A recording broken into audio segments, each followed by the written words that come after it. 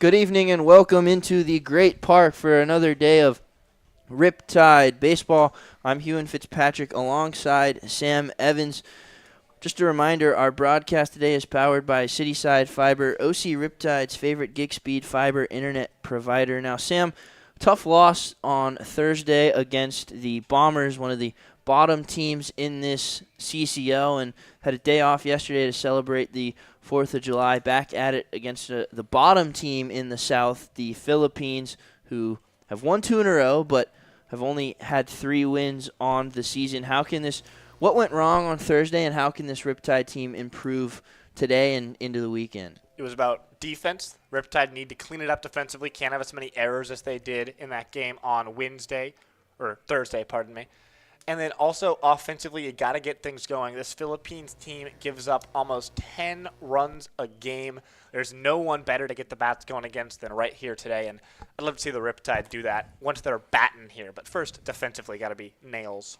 Yeah, so speaking of the defense, it'll be Casey Uper, the UC Santa Barbara pitcher, who's been pretty good this summer. He'll be on the mound for the Riptide. The defense behind him, Carter Dans, Cam Burdick, Bradley Navarro, outfield, Tyler Holland, Jake Lambden, left side of the infield, Luke Johnson. Johnny Rodriguez, welcome back. His arm was hurting, but he's okay. He'll be at first base. Luke Johnson at second. Jimmy Zakar will be the battery. The UC Santa Barbara teammates, Jimmy Zakar catching the lineup. Uper has to face Nomar Vasquez, Brady Ferramisco, Dylan Tagaim, Hudson Story, Malachi Lopez, Javen Boxa, Noah Rodriguez, Eric Espinosa, and Wyatt Lamarsna for this Philippines team. Uper this summer, 7 innings, a 3.85 ERA across 2 starts. It'll be Nomar Vasquez to lead off. He's having a pretty good summer, hitting .282 for the Philippines. Went 0 for 4 in his last game. First pitch from Uper, right over the middle, strike 1. That's how we get started here. 7:05 first pitch. Against the Riptide, though, Vasquez has been hot, 3 for 5 with a couple of RBIs, so look out for him. 0-1 pitch, just off the outside corner, ball 1. Vasquez is, like a lot of this team, from an L.A. school, but he's from L.A. Mission, not L.A. Pierce, like a ton of this Philippines roster is. This one flared towards right field. Bradley Navarro giving chase, and it lands just foul, so it'll be 1 ball and 2 strikes. Yeah, we see a lot of L.A. Mission, L.A. Pierce on this Philippines team. As we touched on, this Philippines team, only 3 wins all year, but 2 of them have come in the last 2 days. They won in walk-off fashion against a really good Oaks team yesterday on the 4th of July. So coming in pretty hot. 1-2 pitch. Curveball misses upstairs, ball 2. That other win that they have against this Riptide team early in the season.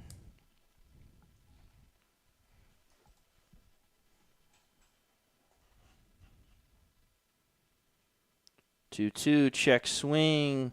No swing, says Pablo Bustaneto at first base. So the count will move full to start off the game.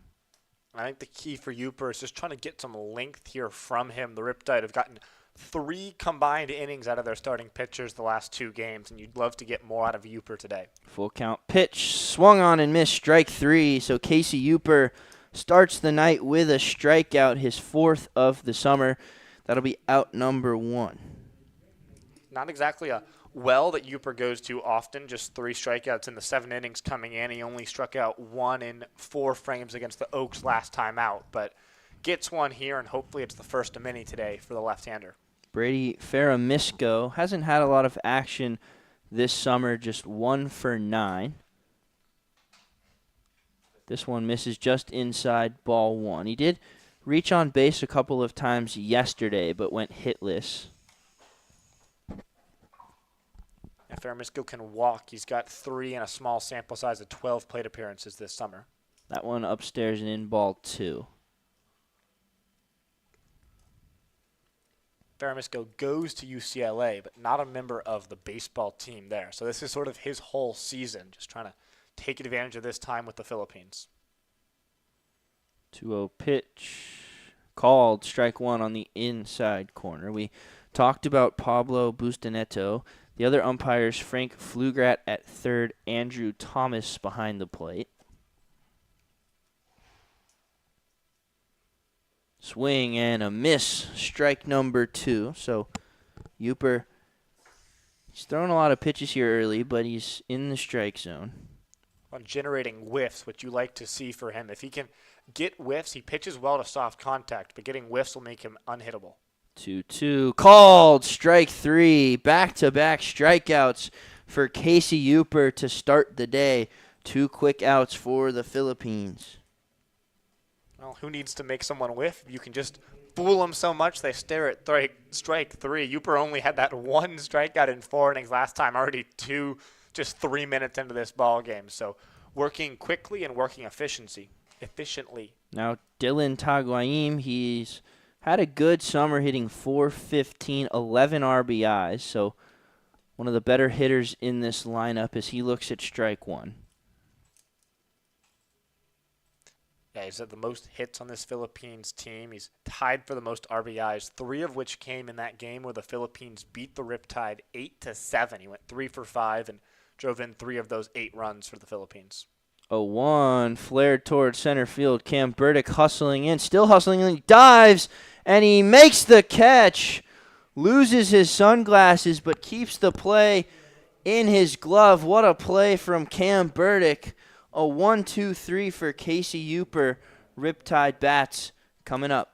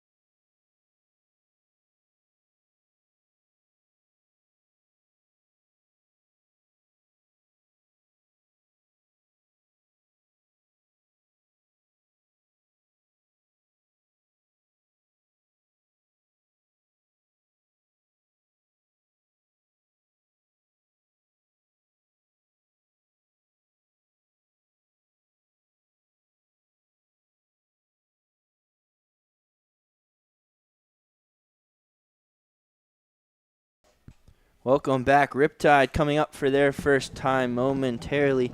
They'll face Andres Perez of the Philippines. He's had their most innings this summer. He's got 18 innings and 9 ERA, but he's 0-4, so hasn't had much success as a starter.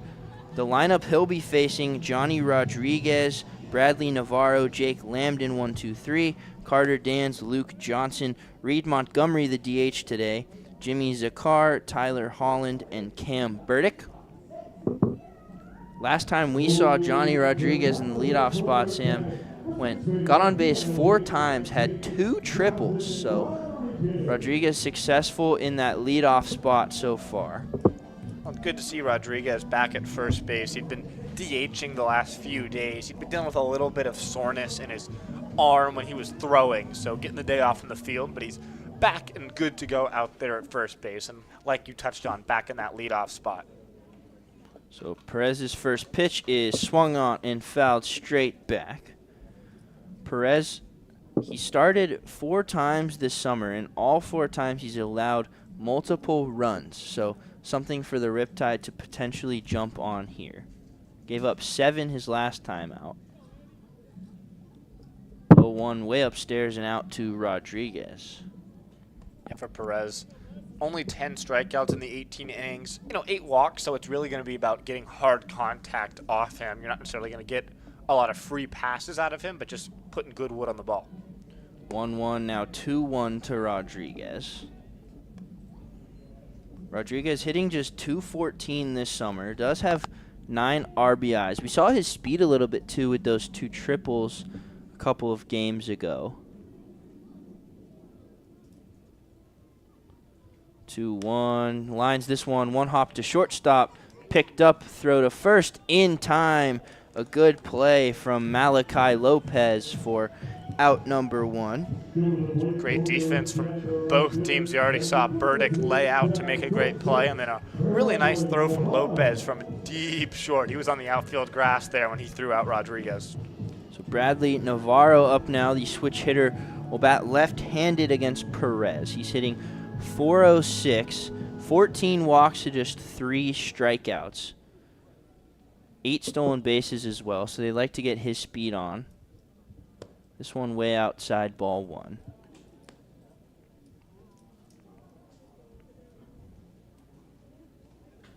Navarro's hit in 13 straight games, including 7 of those for multiple hits in those games. So he's just been fantastic. He swings and misses at this one for strike 1. And his batting average, it keeps going down, but it's still at .400. He's just a consistent hitter, and even when he doesn't get hits, he finds his way on base. Flares this one into left field, but it's going to hang up for Rodriguez, who makes the catch for out number 2. We'll introduce the defense behind Perez. It'll be Rodriguez, Espinosa, Lamarzna in the outfield, Boxa, Lopez on the left side, Vasquez, Story on the right, and Brady Ferramisco will be doing the catching. And then we saw Dylan Tagaim hit in the last inning. He is the designated hitter. A little bit of a delay with Omaha, the bat dog. Now we'll resume again. It'll be Jake Lambden, who's done nothing but hit since coming to the Riptide a few days ago, Sam. He's up to .455. He's just been raking for the Riptide. Went 3 for 5. Stole a couple of bases last time out against the Bombers as well. That one catches the outside corner for strike 1. Yeah, against the Bombers, Riptide had 4 hits in that game. Jake Lambden had 3 of them. So he had a good day at the plate. And he fouls this one, so it'll be quickly 0-2. I think the addition of Lambden's really critical because he's played shortstop all 3 games. That's sort of been a black hole for the Riptide offensively. Tyler Holland and Camden Sauce haven't quite had the summers they've wanted so far. They're combined to hit under 200. So if Lambden can fill in, that's great. That one in the dirt for ball 1. And we've seen the flashes of the defense for Jake Lambden. The first day he was here, he made an incredible sliding play, kind of cartwheeled and threw the guy out at first. So he's definitely an impressive glove over there. 1-2 pitch. He goes down swinging, so a 1-2-3 inning on both sides of the first. Perez gets the strikeout on Jake Lambden. 0-0 through 1.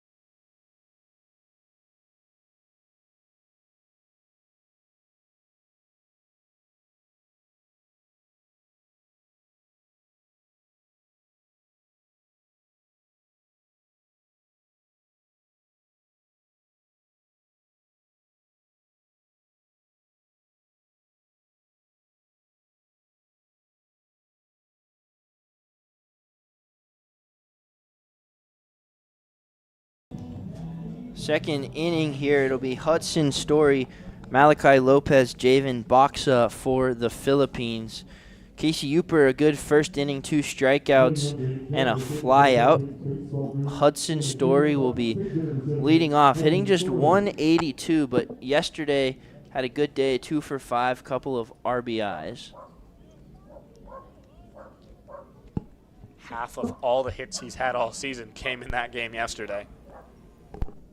First pitch to him drops into the strike zone, 0-1. Story had a good year for LA Mission College at 341, 4 home runs, but unsuccessful here this summer. Caught the outside corner, strike 2. I think it can be really difficult for some of the position players on a team like the Philippines. They've only played 14 games. The Riptide are playing game number 25, so you're playing way less often. It's harder to get into a rhythm if you're playing every day. Swing and a miss, strike 3. Hudson Story, good morning, good afternoon, and good night. Casey Uper's third strikeout in 4 batters. That did not take long. Uper made very quick work of the left-hander Story. Only the second and final lefty that the Philippines will throw. So the next 6 hitters that Uper will deal with will all be batting righty. We'll see if that affects the left-hander. Uper, 3 strikeouts coming in today, already 3. He'll face Malachi Lopez, who swings at the first pitch, foul. Lopez, someone we haven't seen this summer. He's hitting just .222. Had a hit and 2 RBIs in his last game.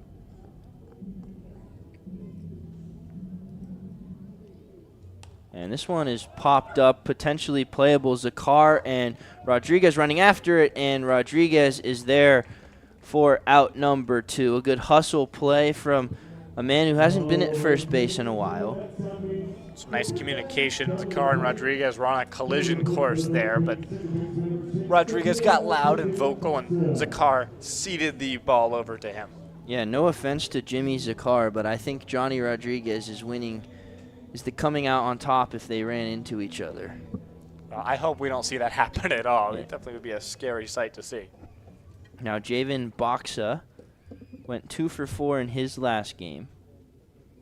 He'll look at ball 1 upstairs. He's hitting .250 this summer.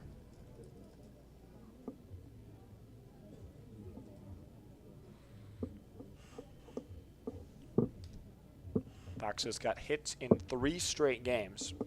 That one way upstairs, ball 2. The number that jumps off the page for me looking at his stats for College of the Desert last year, 18 walks to 23 strikeouts. So really doing a good job of getting aboard. Yet to walk so far this summer, but I'm sure he's looking for it ahead in the count here. 2-0, 2-1 now. That one sneaks in the top of the zone. And you said no walks, but he only has 5 strikeouts, so it's not like he's a huge discrepancy in that category. And he fouls this one barely to make it 2 balls and 2 strikes, which I'm sure will excite the Great Park crowd here. Boxa, the beer batter tonight. Sure. Saturday night's a good time to enjoy yourself a beverage after the 4th of July long weekend, so why not?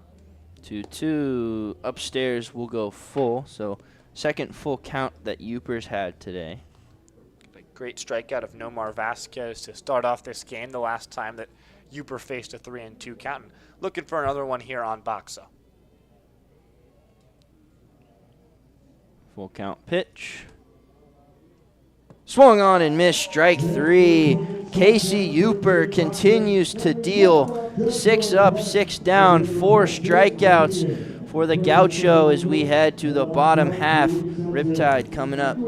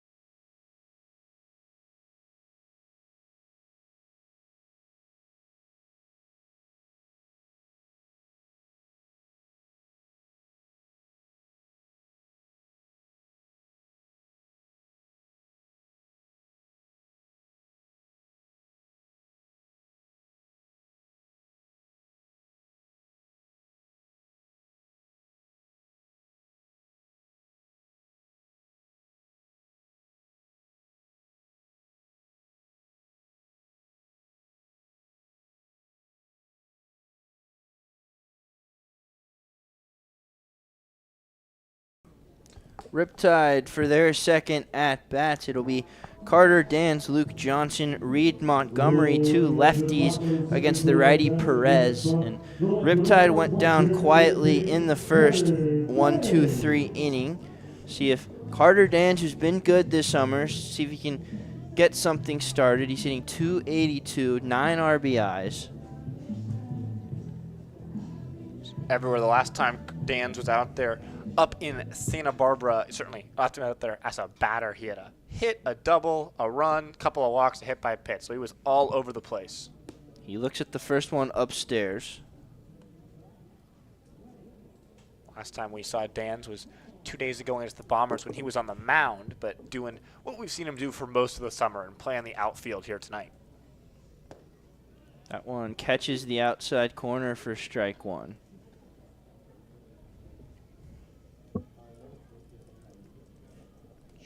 Get a good piece of hitting here off Perez and set the table for the Riptide.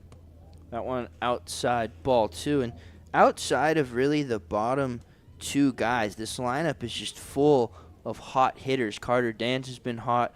Luke Johnson's been hot as of late. Montgomery. Jimmy Zakar's come alive these last couple games. So it's a good lineup today for the Riptide. Dans fouls that one straight back. 2 balls and 2 strikes.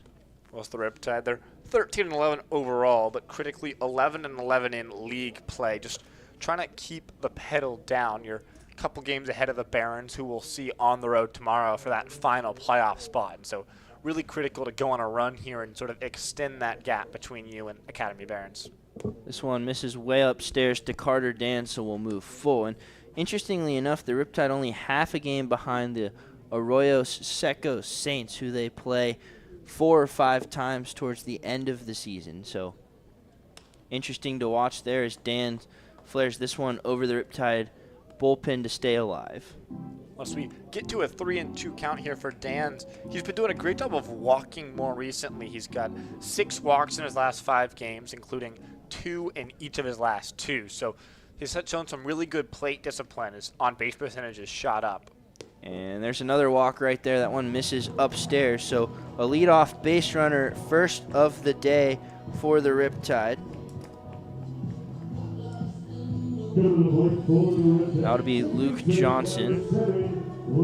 Johnson hitting .278. And if he gets on, he has 10 stolen bases this summer. So definitely a speed threat. Cooled off just a little bit. He's 1 for his last 10 after being 11 for the 18 before that. Swings at the first pitch. Taylor-made double play. Struggles with it as the shortstop, and Luke Johnson's going to be safe. So everybody's safe. Malachi Lopez had the tailor-made double play, but he couldn't get out of his glove. So Dan's will be safe at second. Luke Johnson reaches on the air.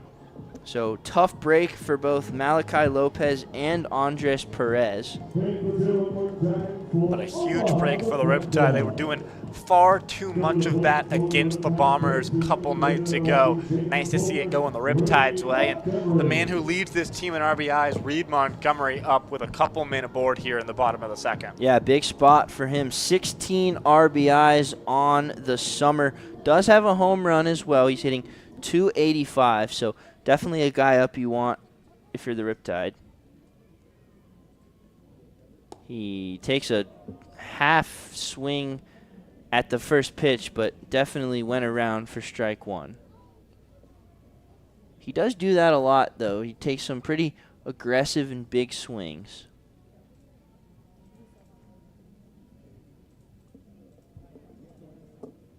Oh, 1. Another check swing, and they're going to call it a strike on the pitch. So Montgomery quickly down 0-2. He does strike out quite a bit. He's got 16 on the summer. Swing and miss, definitely a part of his game, but just trying to protect here on the 2-strike count.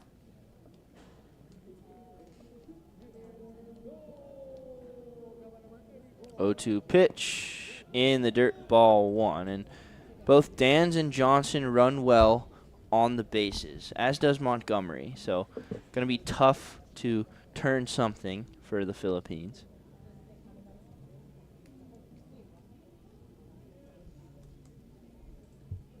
1-2 pitch is fouled right at the Riptide bullpen, so Montgomery stays alive.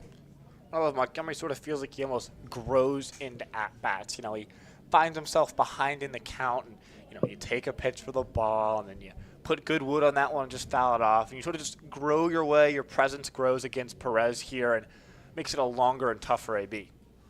This one in the dirt, a good stop by Faramisco to keep the runners at base, and now 2-2.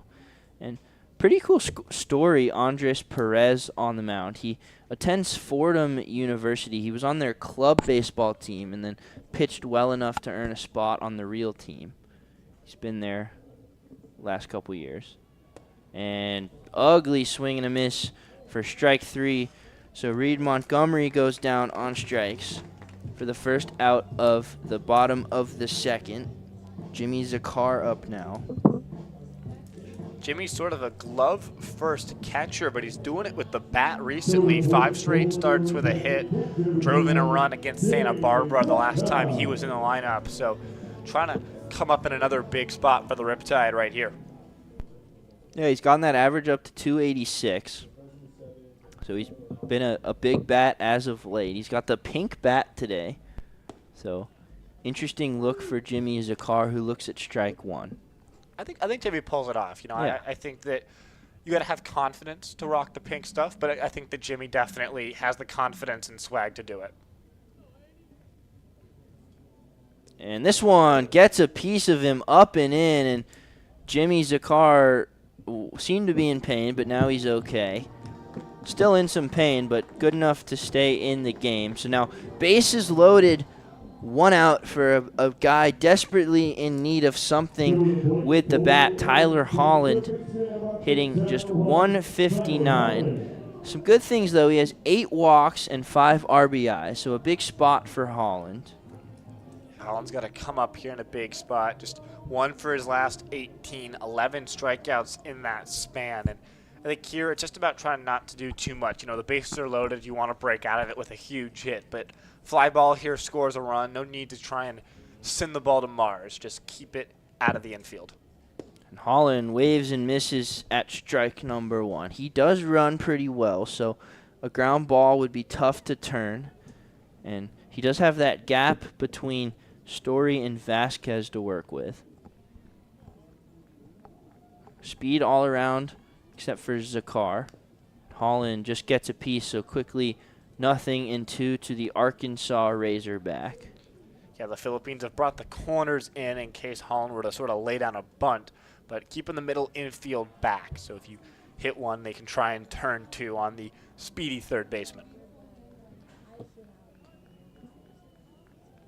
0-2 pitch in the dirt. Good take from Holland, 1-2. It's a really good take. It's so easy. Just you're down 0-2, and you just want to swing at everything. You don't want to strike out looking and just to chase one in the dirt. So good discipline from Holland right there.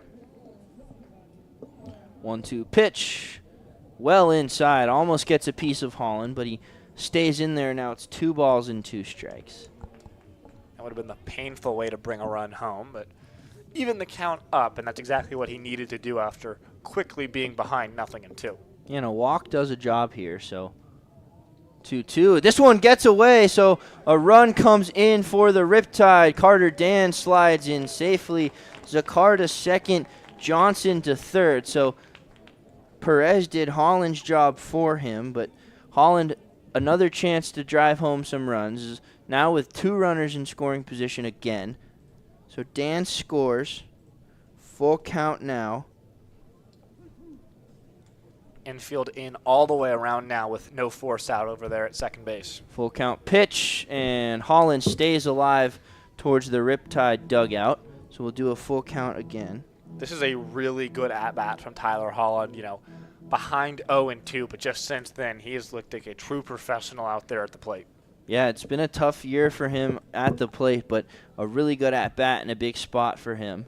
Full count once again. Got him on strikes. So Tyler Holland goes down for out number 2.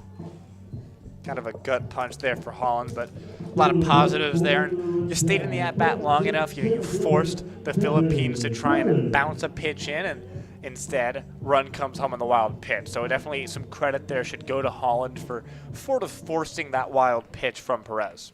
Now Cam Burdick, another guy who's struggled with the bat, hitting just 162.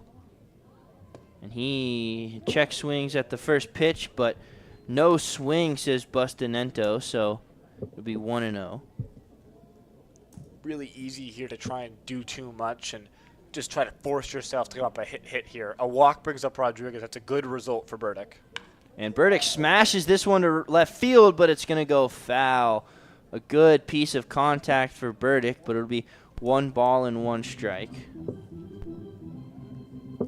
Yeah, that was absolutely scorched down the line there by Cam Burdick, but unable to find green grass right of the left field, or right of the left field foul line.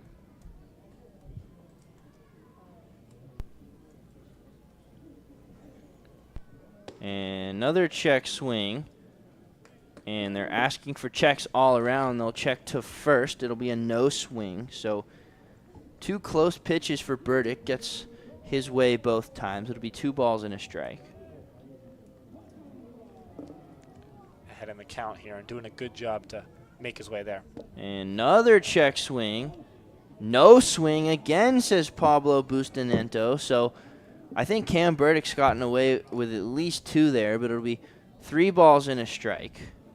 Bustamento's definitely made himself a friend with the Riptide dugout, but he's closer to the Philippines dugout. So advantage pitch to Cam Burdick, and he swings and misses, that time a full swing. So a full count again. Carter Dans had a full count. Tyler Holland had a full count. Now Cam Burdick. Burdick sort of has a lengthy swing motion, which when he makes contact, the ball just explodes off the bat, but it can make contact a lot more difficult. Full count, high chopper to third, but it's going to go foul, so no play for Boxa. Just 2 for his last 16 is Burdick. He's got 13 strikeouts and 27 at-bats this season, so almost striking out half the time. Full count pitch. Right down the middle, called strike 3. So back-to-back strikeouts for Perez, but not before the Riptide get a run on the wild pitch. Carter Dans scampers home to open up the scoring. We head to the third, 1-0 Riptide.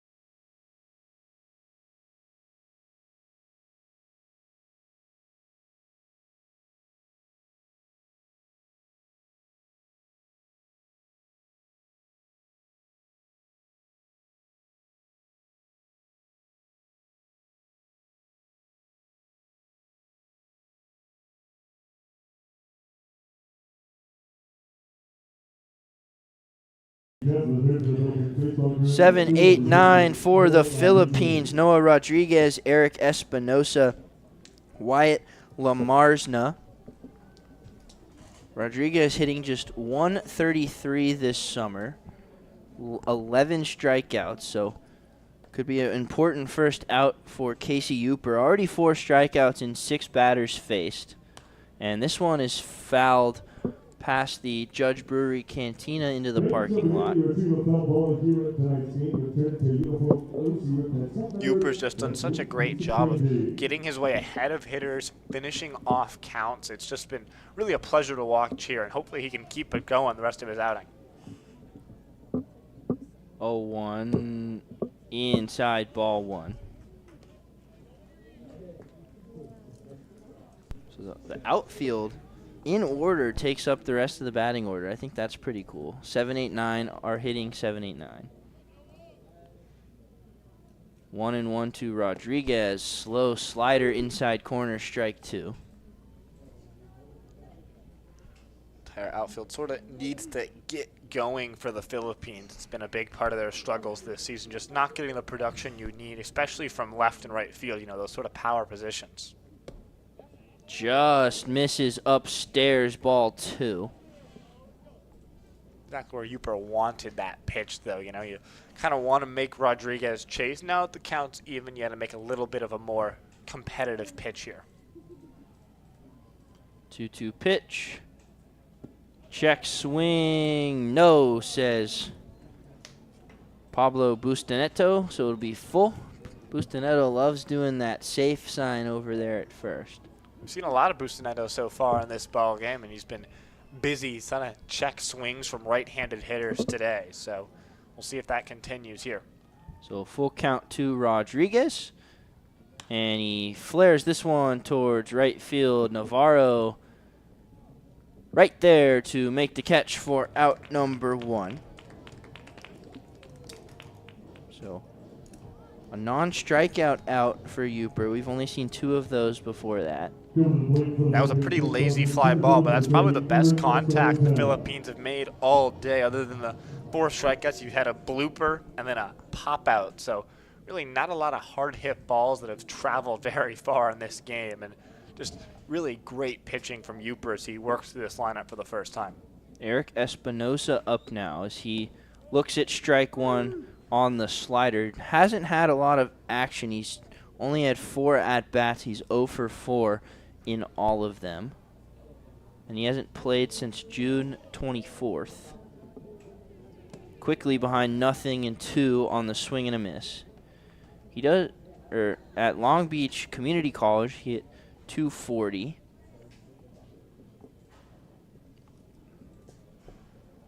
Only a slug of .280 though, so not a lot of power in the at-bat. This one bounces in, ball 1. I love that Uper's been really working for those strikeouts. You know, it's getting those outs are just so crucial. If you can limit your batted ball data, it makes it so much easier to work deeper into games. And Uper's really been aggressive to try and find them. That hasn't been what he's been doing for most of the summer so far. And this one grounded high chopper to Holland, and it bounces under his glove. So first action for Tyler Holland, resorts in an error. That'll be the first base runner of the day for the Philippines. It's a pretty tough play there for Holland. We'll await the official scores ruling here. So he has to come up on the scoreboard out there, whether it's an error or a base hit. But it was a really tough chopper. Had to try to grab it on a short hop and then fire quickly to get a speedy Espinosa, who's over there at first now. Lamarsna shows bunt. It's a good one. Uper's going to have a tough play, and he's not going to have one at all. Lamarsna, a heck of a bunt there for the single. So back-to-back base runners for the Philippines. The play on Espinosa was ruled an error. That will be a hit for Lamarsna. So 7 perfect outs for Uper, and then an error and a base hit back-to-back, his first trouble of the day. Kind of a heads-up play there by Lamarsna. You just had Holland have a tough play that ultimately gets ruled an error, and you test him again with another tough bunt. It was Uper who fielded it, but it probably should have been Holland's ball. Uper's momentum was taking him the wrong way from first. So Vasquez up for the second time, and he lines this one up the middle. This should be a tie game. Burdick up with it, throws to the cutoff man. Cut off by Rodriguez. Espinosa slides in safely. and we are tied. So Casey Uper goes perfect through 7 outs, and then an error, a hit, and we are tied. So quickly things can change in baseball. Nice piece of hitting from Vasquez, who jumped on the first pitch. He had a lengthy at bat that ended in a strikeout last time, but there was no waiting around for him here. And Uper just needs to make a big pitch now. Lamarsna goes to second on the single. Faramisco a strikeout his last time. Uper a pitch away from getting out of this. No action in the Riptide bullpen, so they're going to let Uper go. And this is a bounding ball to first, but goes foul for strike one.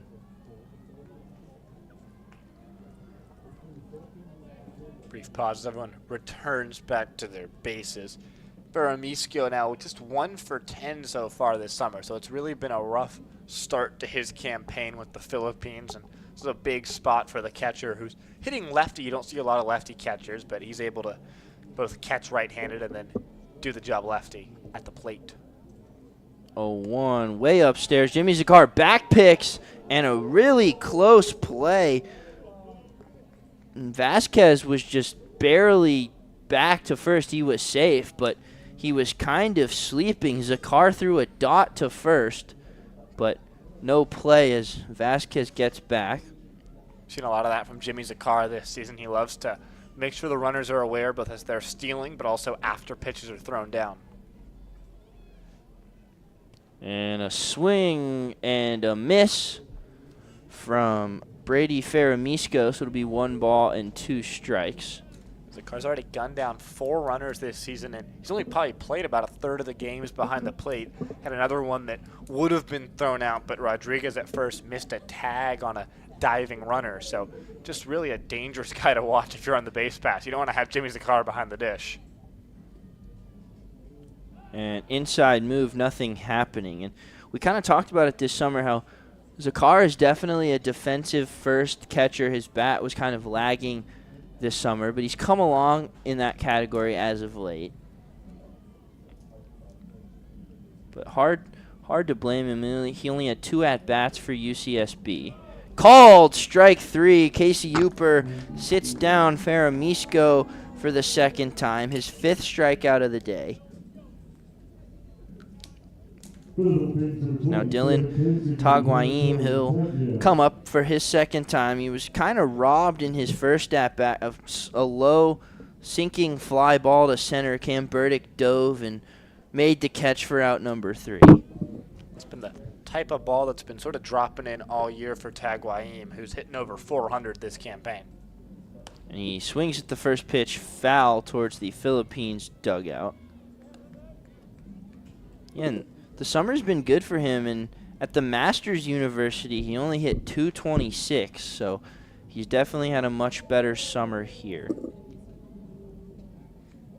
From Huntington Beach, and you know that Huntington Beach area is just a hotbed for baseball talent. Taguaim becoming a quick part of it.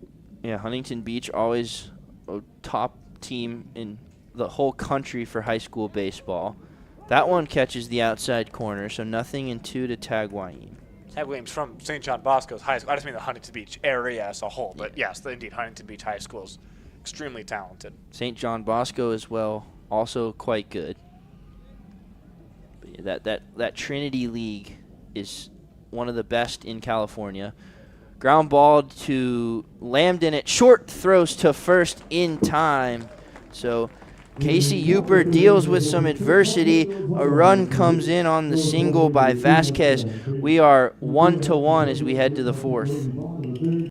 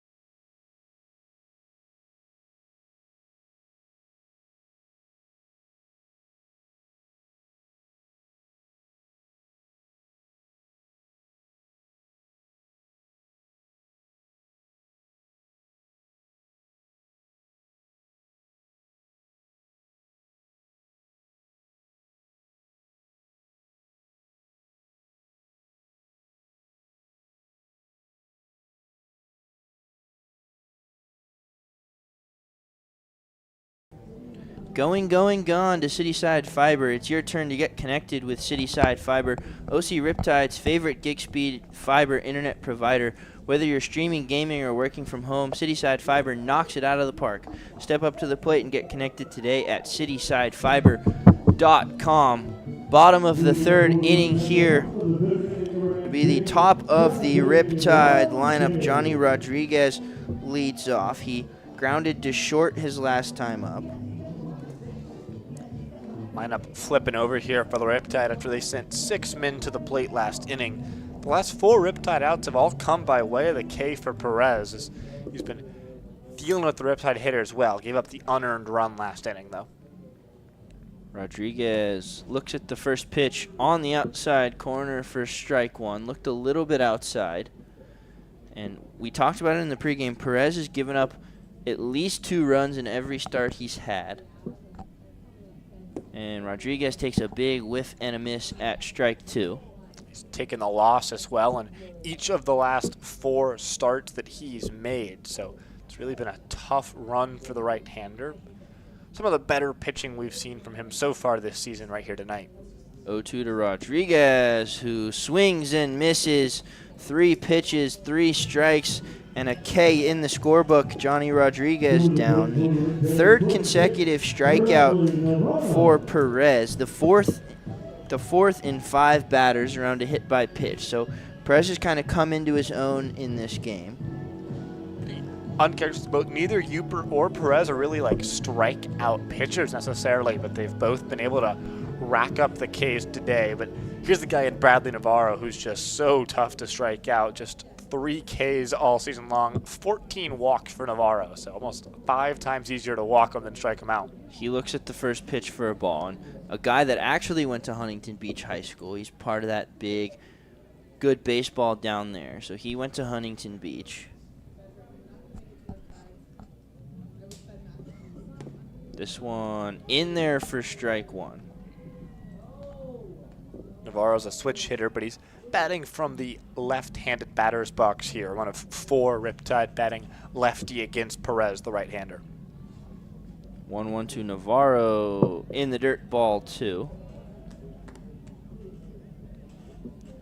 There's some action in the Philippines bullpen, but it's a bunch of little kids messing around, so they're probably not going to feature in this game. 2-1 to Navarro. He flares this one into left field, and it's going to land foul by a couple of feet. Coach Mayu pointed towards fair, but wasn't going to convince Frank Flugrat at third.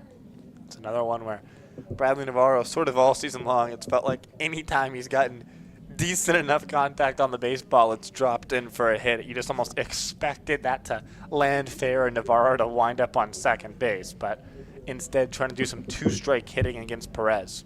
Yeah, definitely his strong suit. We said only the 3 strikeouts this summer. He's not afraid to hit with 2 strikes.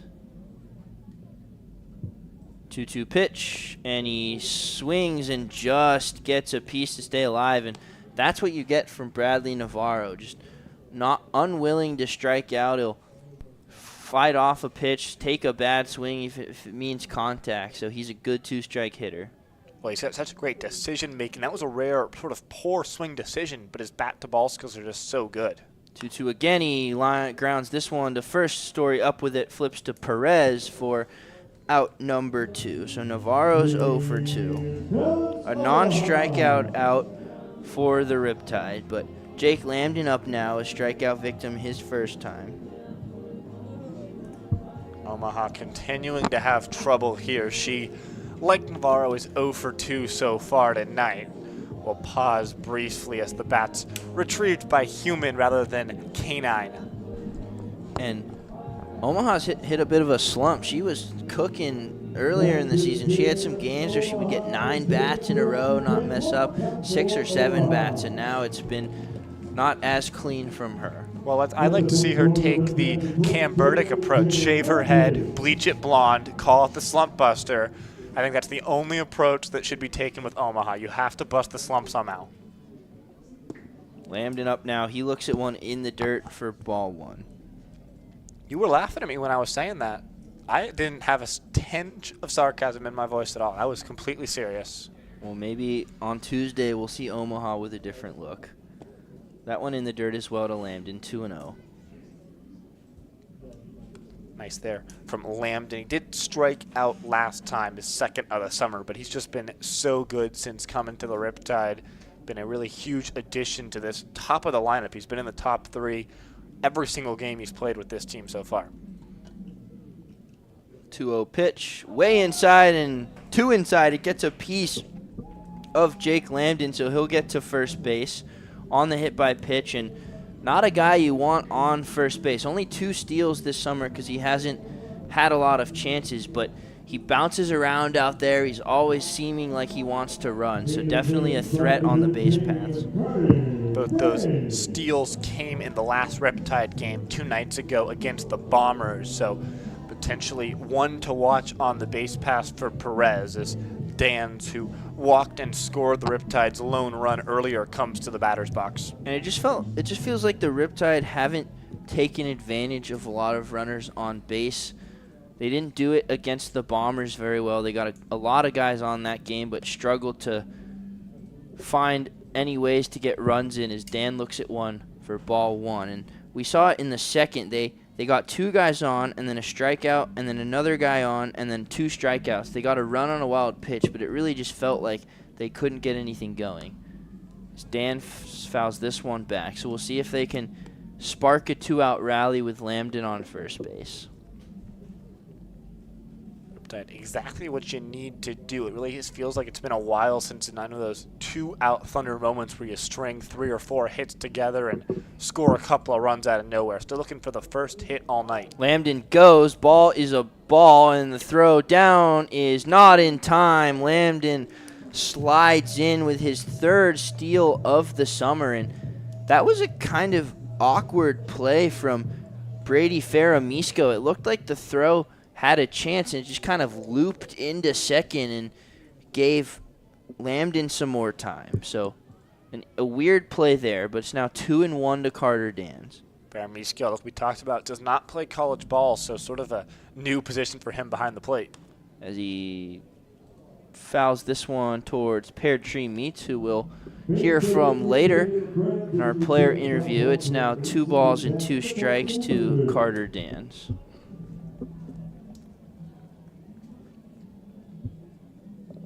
Big spot here for Dans. First Riptide hit of the game would likely put them right back in the lead. They pick off to Lambden, who had a huge lead, but he gets back in safely. That's what I was talking about. Lambden is just a pest on the base paths, makes the pitchers think about him. Easy for him to worry about the shortstop flashing in. He's a shortstop himself, so I'm sure he's done that move hundreds of times. He's well aware of what tricks they use. Big lead off a second. He stays put. Dans flares this one into left field, but it's going to hang up for Rodriguez, who makes the catch for out number 3. So Riptide get a runner in scoring position, but leave him there. It's 1-1 as we head to the 4th.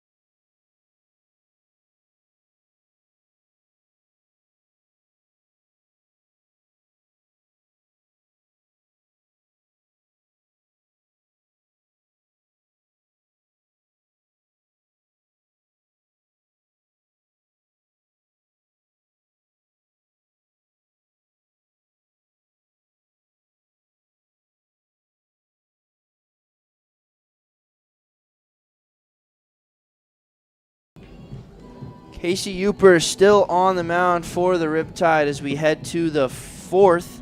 it'll be Hudson Story, Malachi Lopez, Javen Boxa, who went 1-2-3 their last time. Story and Boxa struck out. Lopez fouled out to Johnny Rodriguez. So we'll see Hudson Story here now. He's only had 4 hits this summer. 2 of them were yesterday. When he's gotten hits, they've come in bunches. He's got, as we said, 4 hits all summer, 2 different games, each with 2 hits. So if he gets one, he's likely to get a second.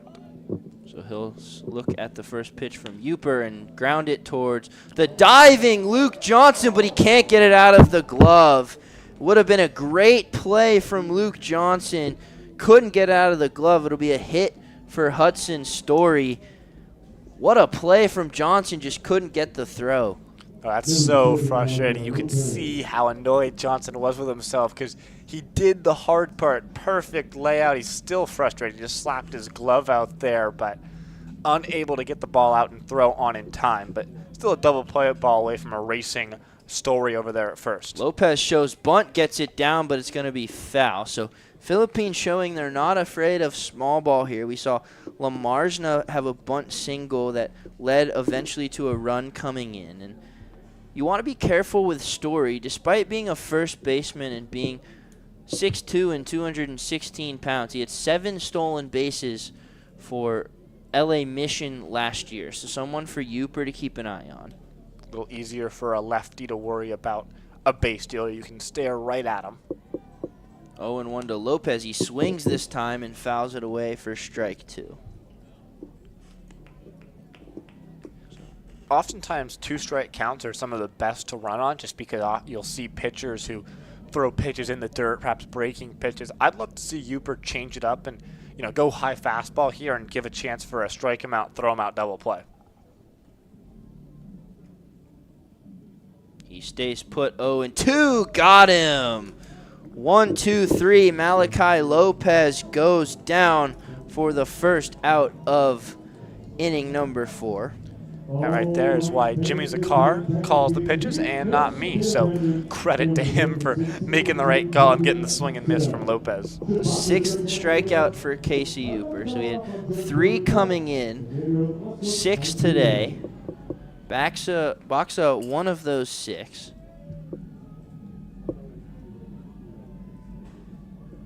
And he fouls one lightly towards the third base side for strike 1.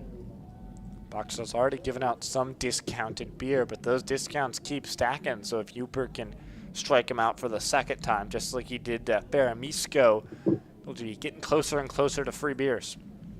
0-1 now, 0-2 on the foul ball, so 1 pitch away again. Boxa does have a hit in 3 straight games, so they'll have to be wary of that. Just 3 RBIs this summer. Pretty diminutive frame for Boxa, just 5'8".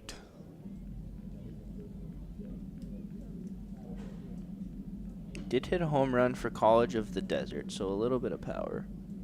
0-2 pitch, swing and a miss, strike 3. Back-to-back strikeouts on 6 pitches for Casey Uper, his 7th of the day.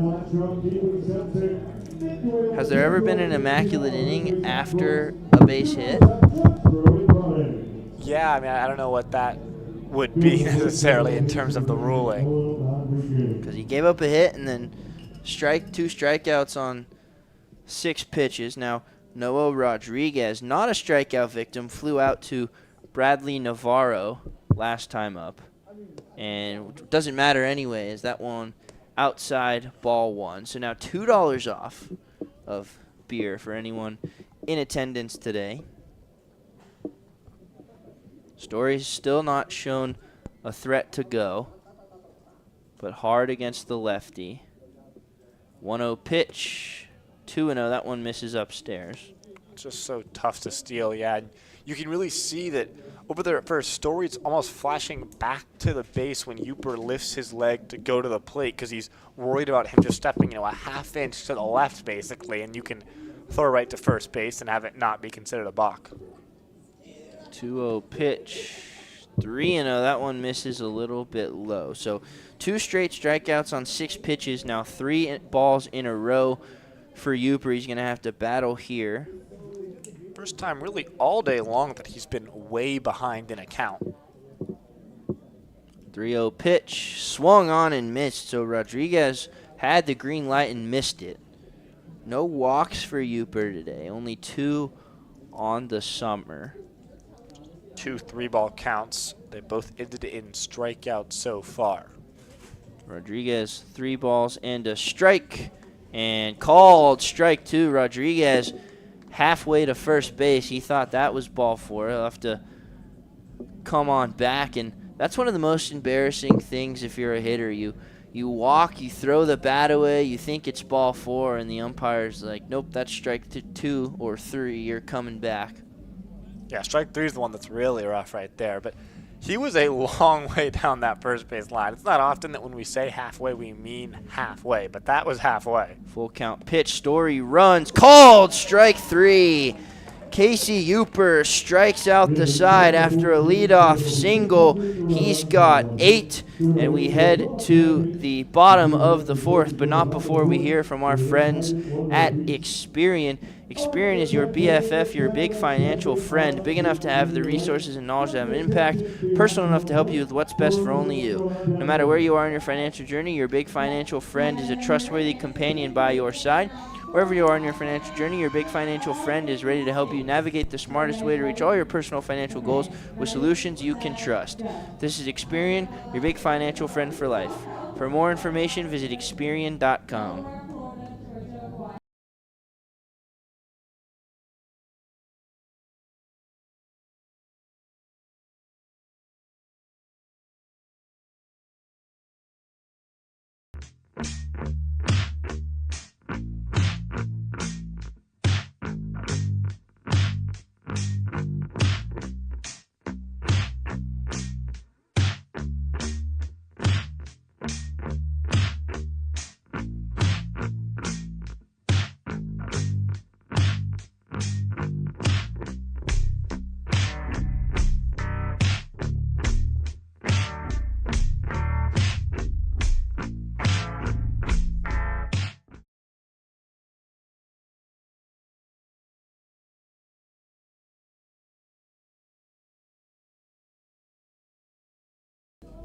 Luke Johnson leads off for the Riptide. It'll be Johnson, Montgomery, Zakar. Johnson reached on an error his last time up, advanced all the way to 3rd, but did not score.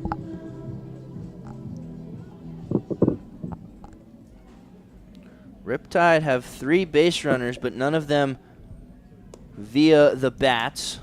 So it'll be inside to Johnson for ball 1. Dan's walked, Johnson on an error, and Jimmy Zakar hit by a pitch. And this one well inside ball 2 to Johnson. On Lambden got hit by a pitch last inning as well. So. That is true. So 4 base runners, excuse me. Luke Johnson, walks not a big part of his game, only 2 this summer. So looking to add on to that here as he flares this one into center field, but infielders calling for it. It'll be Nomar Vasquez into the outfield to make the catch for out number 1. Omaha able to come up with the bat this time and get off the schneid, so perhaps no need to dye the fur to bust out of the slump. Yeah, she seems to be okay now, so no drastic measures from her, although I'm sure you can talk to Dave post-game and get his thoughts. We'll be in touch. Reed Montgomery now, he struck out his last time up. Riptide only 1 leadoff hitter so far. As Montgomery looks at a strike.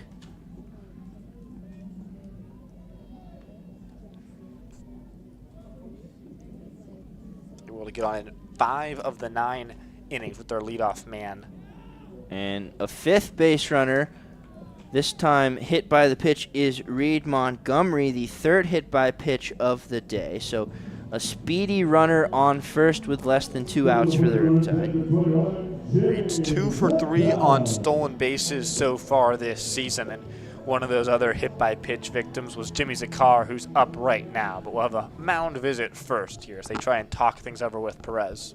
No one in the Philippines bullpen, so Perez is going to go for a while. No one in the Riptide bullpen either, so they're going to let Uper ride as well. Uper's been really efficient so far. He's had 7 days off in between starts, or 6 days off, 7 days since his last start. So getting a lot of time to prepare himself, and he's done a good job to be ready to go. So mound visit adjourned. We will restart play. Jimmy Zakar up now. Montgomery doesn't have the steal numbers, but is fast at first base.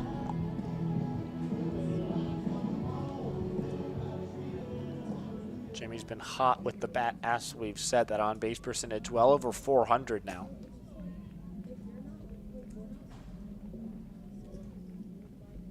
Montgomery goes on the first pitch, and there's not going to be a throw as Brady Ferramisco couldn't handle it. So right on cue, Montgomery steals second. So the Riptide will have a base runner in scoring position, a left turn away from giving them the lead. The second time in as many innings, the Riptide have swiped a bag off Perez and doing a good job to get guys in scoring position. And swing and a miss from Jimmy Zakar, so it'll be 1 ball and 1 strike.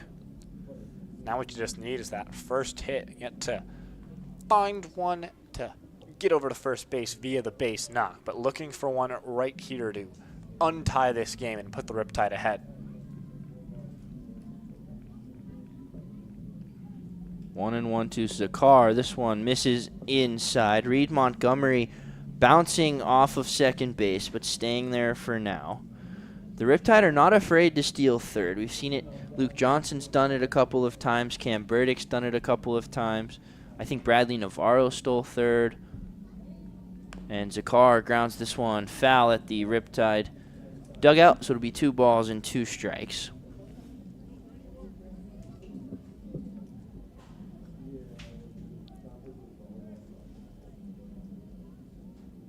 Perez still out there for the Philippines. No one warming in their bullpen.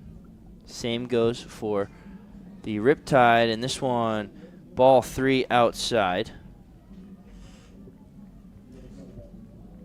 So good stop by Ferramisco there to prevent a wild pitch and advance Montgomery. So full count to Jimmy Zakar. Reached on a hit by pitch last time, a pitch away from reaching again. They back pick Montgomery, but it's a wide throw, so he'll get back safely. Those throws to second are just so difficult. It's really hard to find a moving target there. And throwing to the second baseman Vasquez with the way the defense is shifted rather than the shortstop Lopez, as you usually see. Full count to Zakar. A quick pitch, and he pops it up in the infield. Ferramisco calling for it, but it's going to fall. So Jimmy Zakar catches a break. He'll stay alive. 3 balls and 2 strikes. And Perez quick pitched him there, and Zakar wasn't ready, but he stays alive. That's a huge break for Jimmy Zakar. But you know what you have to do right now? You got to make it hurt. We've seen a lot of dropped or misplayed foul balls here at the Great Park from both sides. That one was definitely Ferramisco's ball. Hudson Story was in the area, but neither one could catch it. And Zakar, an ugly swing, he gets sorted for strike 3. So now this inning in the hands of Tyler Holland with 2 outs. I'm sure Jimmy almost would have rather that foul ball be caught, so that way that swing never would have occurred. But instead, down to 2 outs here in the bottom of the 4th for Holland. Yeah, you talked about the strikeouts not being huge for Perez. 18 innings this summer, he had 10. He's got 6 today. And they pick off to Montgomery, and the ball gets into the outfield, so he'll advance to third. So the go-ahead run just 90 feet away, but with 2 outs. So that'll be an error on Perez. This is another situation where if you're Holland, the longer you stay in the AB, he was at the plate when the wild pitch that scored Carter Dans occurred 2 innings ago. Longer you can stay in the AB, the more chances for a wild pitch to occur right here. And this one inside, ball 1.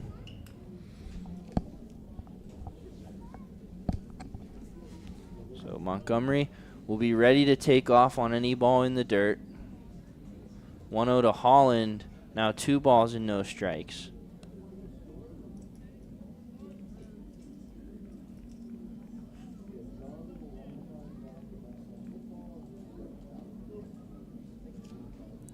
Nice to see Holland ahead in a count here. He was battling from behind the last time he was at the plate. 2-0, he takes a big swing, just gets a piece, fouls it off, 2 balls and a strike. Aggressiveness you like to see from someone ahead in the count. It's exactly what you want if you're Tyler Holland. So he's ahead 2 balls and a strike. Montgomery at third, 1-1 here in the 4th.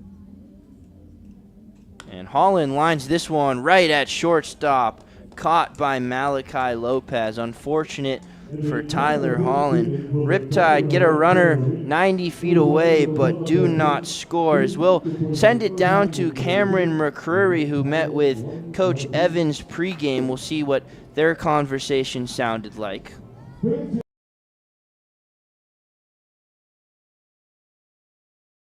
Hello everybody, it's Cameron McCreary, and I'm here with head coach Brian Evans ahead of today's 7 p.m. matchup against the San Diego Bombers. So coach, you guys are 2-1 against the Bombers at this point in the season, and in both of those wins, you guys jumped out early by scoring 2 runs in the bottom of the first. How important do you think it is tonight to set the tone early, and what are you hoping to see here in the first few innings from the guys?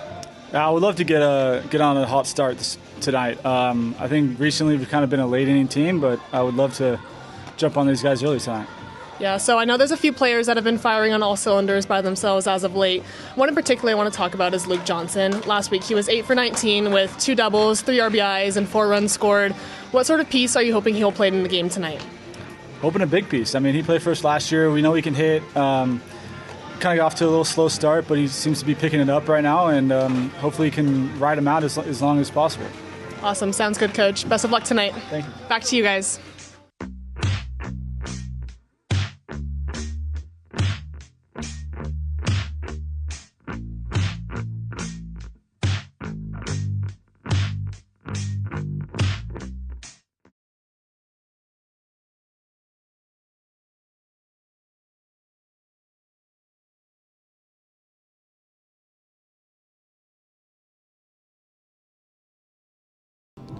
Welcome back, top of the 5th here. Just a reminder, our broadcast is powered by Cityside Fiber, OC Riptide's favorite gig speed fiber internet provider. Casey Uper still on the mound for the Riptide. He'll face 8-9-1 Eric Espinoza, Wyatt Lamarzna, and Nomar Vasquez. Espinoza reached on an error, ended up scoring.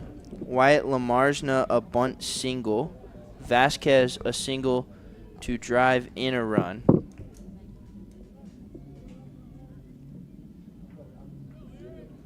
First pitch to Espinosa, a check swing, but they'll call it a strike on the pitch for 0-1.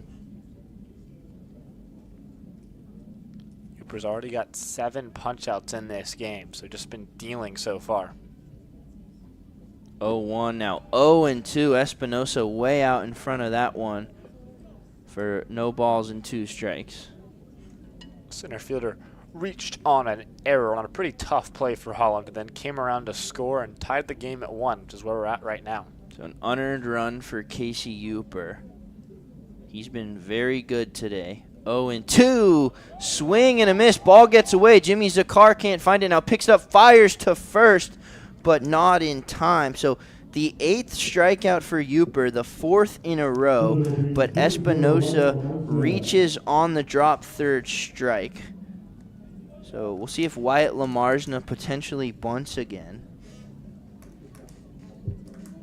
It's another chance for Espinosa to reach, and like you said, Lamarzna, first pitch he saw, pretty perfectly placed drag bunt, has one of the 3 hits today for the Philippines.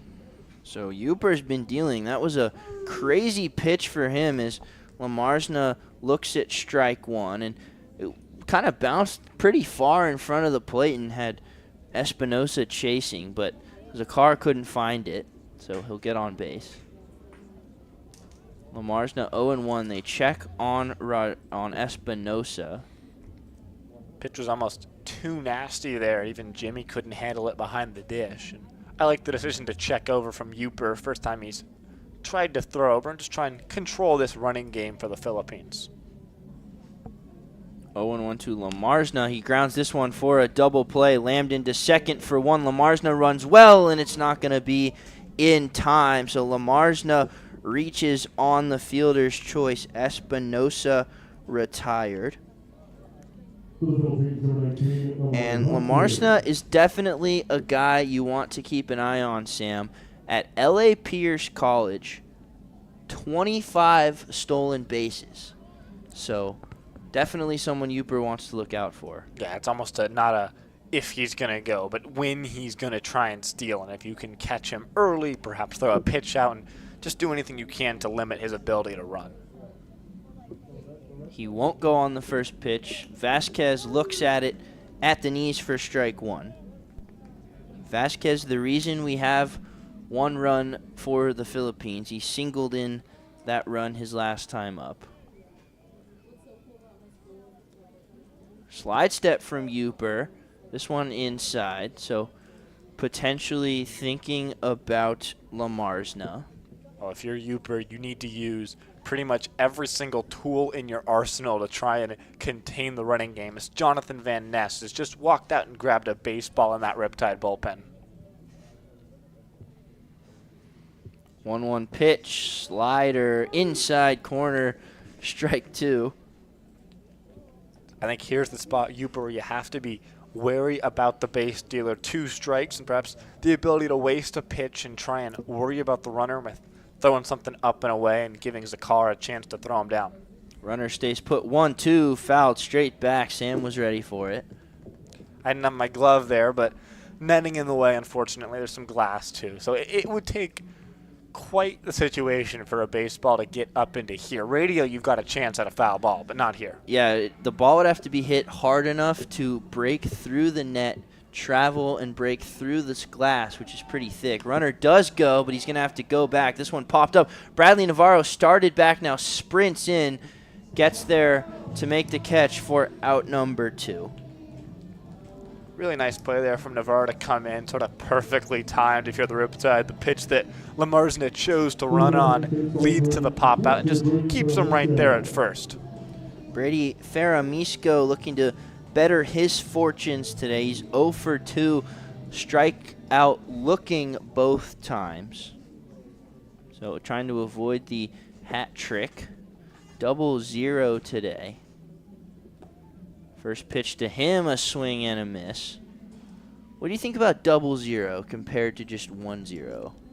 Yeah, I think it has its place in sports. I'm not sure a baseball diamond is necessarily that place, but I think Faramisco's doing a good job with the number. You know, you just got to get assigned numbers sometimes in summer league play and go with what you get. So that one just misses on the inside corner, 1 ball and 1 strike. Yeah, I definitely think 0-0 is more of a basketball number than it is a baseball number. We don't really see it in football, so more of a basketball number, but could play in baseball. 1-1 way upstairs to Faramisco. You know, I'm a fan, though, of the repeating numbers. Like, if I was a pitcher, I would wear 66. So I kind of like when you have the numbers that are the same, you know, a 44 or a 55. You know, Grant MacArthur rocks 44. I think that's a good look for him. So I think that it's certainly the right idea for Faramisco. So now 2-1 to 0-0. Runner takes off. It's a ball. Jimmy Zakar's throw. It's a really good one, but just in there is Wyatt Lamarsna. Jimmy Zakar, his arm has been a big deal this whole summer. He threw a bullet to second, but Lamarsna just quick enough to get in there. You literally could not have placed that throw better. Jimmy Zakar couldn't have walked to second base, handed Luke Johnson the ball in a better spot. That was absolutely perfect. Lamar's just too fast. It's really hard to get him on the bases. So now the pitch was a ball, so 3-1 to Faramisco. Still no walks for Uper until right now. So the first walk of the day for Casey Uper comes in the 5th inning with 2 outs. Big spot here for Dylan Tagrium, and not the guy you want to have up for the Riptide. He's 0 for 2 today, but it just has raked all summer long. I love that Jimmy Zakar is coming out to talk things over with Uper, because this is a big spot in this game right here in the top of the 5th. Yeah, and you've got to feel good if you're the Riptide. These two guys familiar with each other. Uper pitched at UC Santa Barbara last year, and although Zakar didn't feature much for the Gauchos, he was on that roster. So these guys definitely familiar with each other. Yeah, and we're talking to Jimmy when the Riptide announced that Uper would be joining the team sort of a couple days late, and really was excited to get the opportunity to see his college teammate. He knew what kind of stuff he had, and Uper's been showing it off tonight, but he needs to get one right here, right now. Lamarsna takes off for third now. Another wide throw from Zakar. Holland attempted the back tag but couldn't get there. So Zakar, another strong throw, just a little bit wide. Holland, a heck of an effort, but Lamarsna continuing to be a problem. Tag would have been great from Holland, but just to keep that ball from getting into left field was incredible. When Jimmy Zakar threw that ball down, I thought it was ticketed for into left field and a run for the Philippines. A ball on the pitch. This one, a strike, 1 ball and 1 strike. Faramisco stayed put, so he's at first. I almost think the most important thing here, if you're Uper, now that Lamarsna's managed to get over to third, no reason to worry about him stealing home. Just focus on getting an out right here. 1-1 in the dirt. Good block from Jimmy Zakar. I mean, you never know. 2 outs, it's definitely risky, but Uper is a lefty, so he's facing away from you. But stealing home is it's just such a hard thing to do. Yeah, I think if you were Uper, you would welcome him trying to steal home and getting you out of this jam, especially with runners in the corners, not just a single runner over there at third. Now, Faramismo runs, and it's bobbled by Jake Lambden. It hit off the heel of his glove into center field, so that's going to be another run for the Riptide. Now they're throwing the ball all over the place, but paying no mind is Tagwaim. So an error on Jake Lambden. A run comes in, and we've seen some hard-hit balls that have squirted in the outfield, but definitely makeable plays for the Riptide. It's the 3rd error in 2 games for Lambden. He's struggled a little bit defensively. His bat's been great, but not able to make some routine plays. As Coach Evans comes to the mound for Uper, we'll see if they're going to Jonathan Van Ness out of the pen or if Uper will stay in this game and face one more batter. Seems as if he's staying in now. So Wyatt Lamarsna scores. Faramisco goes to third. Uper's going to stay in the game. Tagwaim to first on the error by Lambden. Very frustrating one there. You got the ground ball to get you out of the inning and get the Riptide bats back up with the game tied, but unable to get it. You've got Hudson Story now, who's 1 for 2. He singled to the second baseman Luke Johnson and then struck out his first time up. So Story would take another single here, although maybe not to Johnson.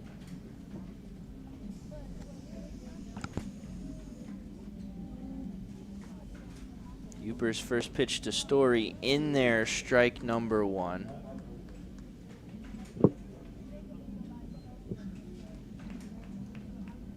Big spot in the game here for Uper. Both the runs that have scored are unearned, but he just needs to get a big out right now. 0-1 to Story. Strike 2 in there. And yeah, Uper, he's pitched well today, and he's had to work harder than he should have. A lot of these base runners, not his fault. He did walk a guy, but there's been a couple of errors. So Uper's pitched well, just has to work harder than he would like. Runner goes, and this one is driven into the gap, but it's going to hang up. No one can see it now. Cam Burdick running over, and he gets there to make the catch, but that one looked like Navarro's ball. He couldn't see it. Burdick couldn't see it, but Burdick gets there to make the play. But another error allows a run to score for the Riptide. They lead 2-1. Sam Evans is going to take you the rest of the way when we come back.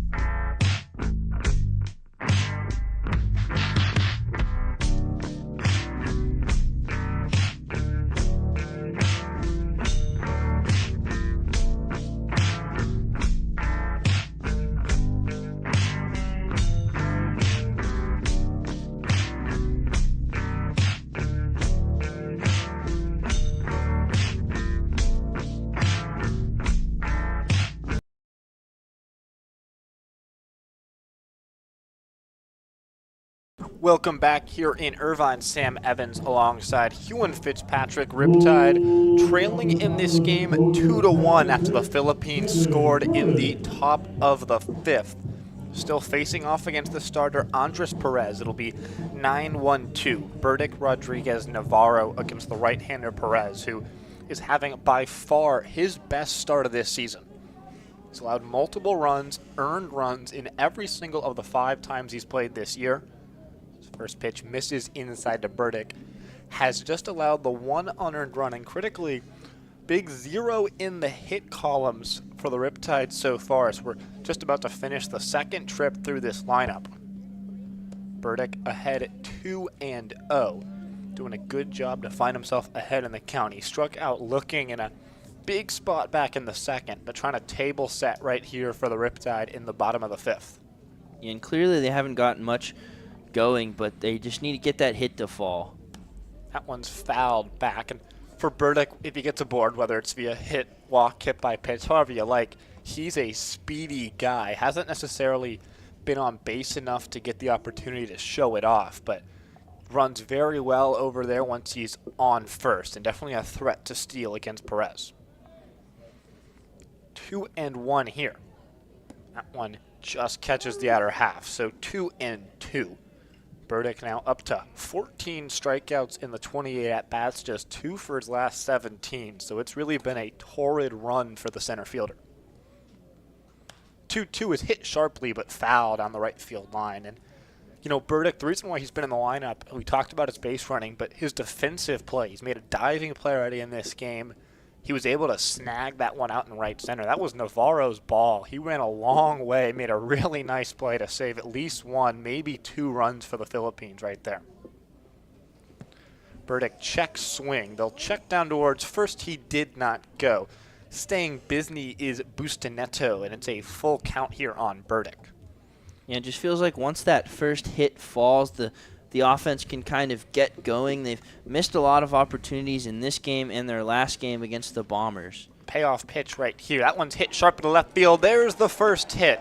Moving over is Rodriguez. Burdick will stay right there on first base, but the knock that we were waiting for comes here in the bottom of the 5th for the Riptide, and in perfect time as the lineup flips over to the top of the order. Daniel Neria starting to get a little loose in the Philippines bullpen, throwing a football, but could potentially be an option soon. Perez has definitely given this Philippines bullpen some length. They'd played each of the last 2 days, and so they were a taxed pen, so getting some length out of him was critical. That one down to Rodriguez, so 1-0. First game back in the field in a couple of days. Rodriguez 0 for 2. He'd DH'd each of the last 3 times he'd been in the lineup. Burdick still over there on first, and they'll check on him. So we talked about a threat to go. He's 2 for 2 on stolen bases so far this season. Trying to take advantage of that sort of second leadoff role that we talk about down in the 9 hole. The leadoff man at the plate, they'll check over again on Burdick. And even if Burdick doesn't, steal, you're certainly affecting Perez. He hasn't had a lot of base runners all day. He's worried about the runner. That'll affect him when he's trying to deal with the top of this Riptide order that's just so talented, even if they haven't gotten going today. 1-0 swung on and missed by Rodriguez, so count even at 1. And Rodriguez is a guy that can turn it around in a hurry. He's got some power. He had 2 triples his last time in the lineup, so could be a spark after the Burdick single. 1-1 here. That one's hit towards second. Vasquez fields, falls down, throws to Lopez for 1, on to first in time to get Rodriguez.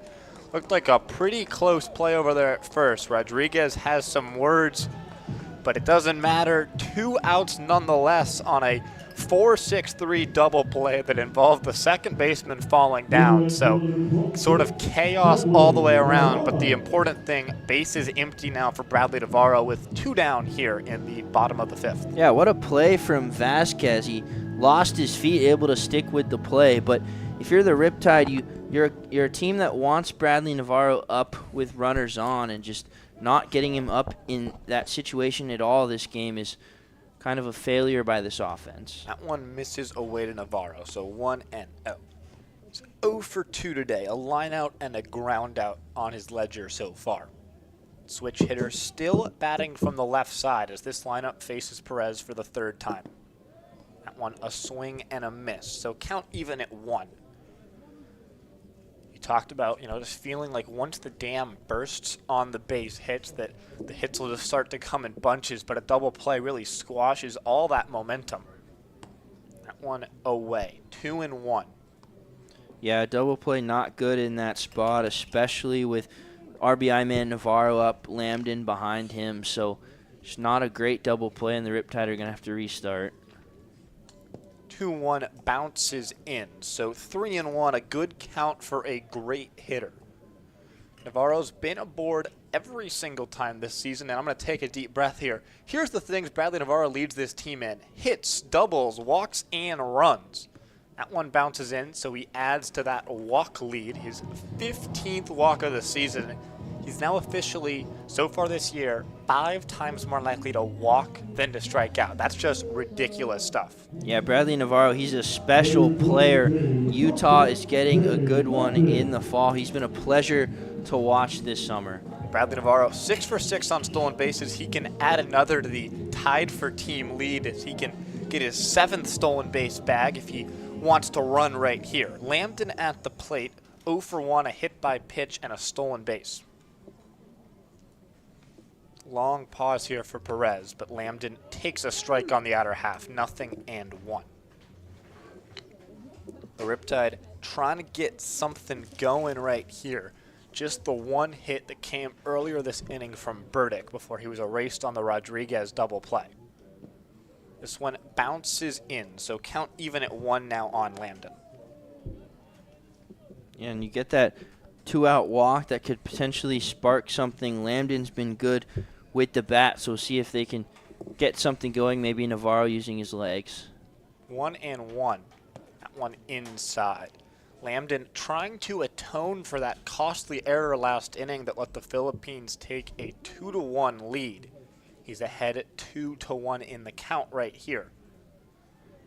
Over 400 so far this summer for the Riptide.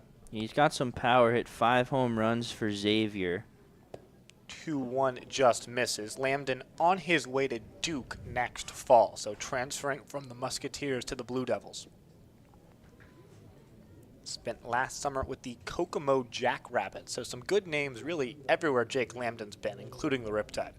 3-1 here. Swings at one that he really shouldn't have, so it's a 3-2 count. Trying to take advantage of that advantage pitch, and Perez put one way out of the zone that Lambden chased. Yeah, that's got to feel good if you're Perez, especially in this part of the game. So Navarro will be off to the races. 3-2, swung on and missed. The Riptide don't score. We are headed on to the 6th. Jake Covey will be joining us in the top of the inning. Looks like Jonathan Van Ness will be coming into this game for the Riptide. Down 2-1, headed on to the 6th.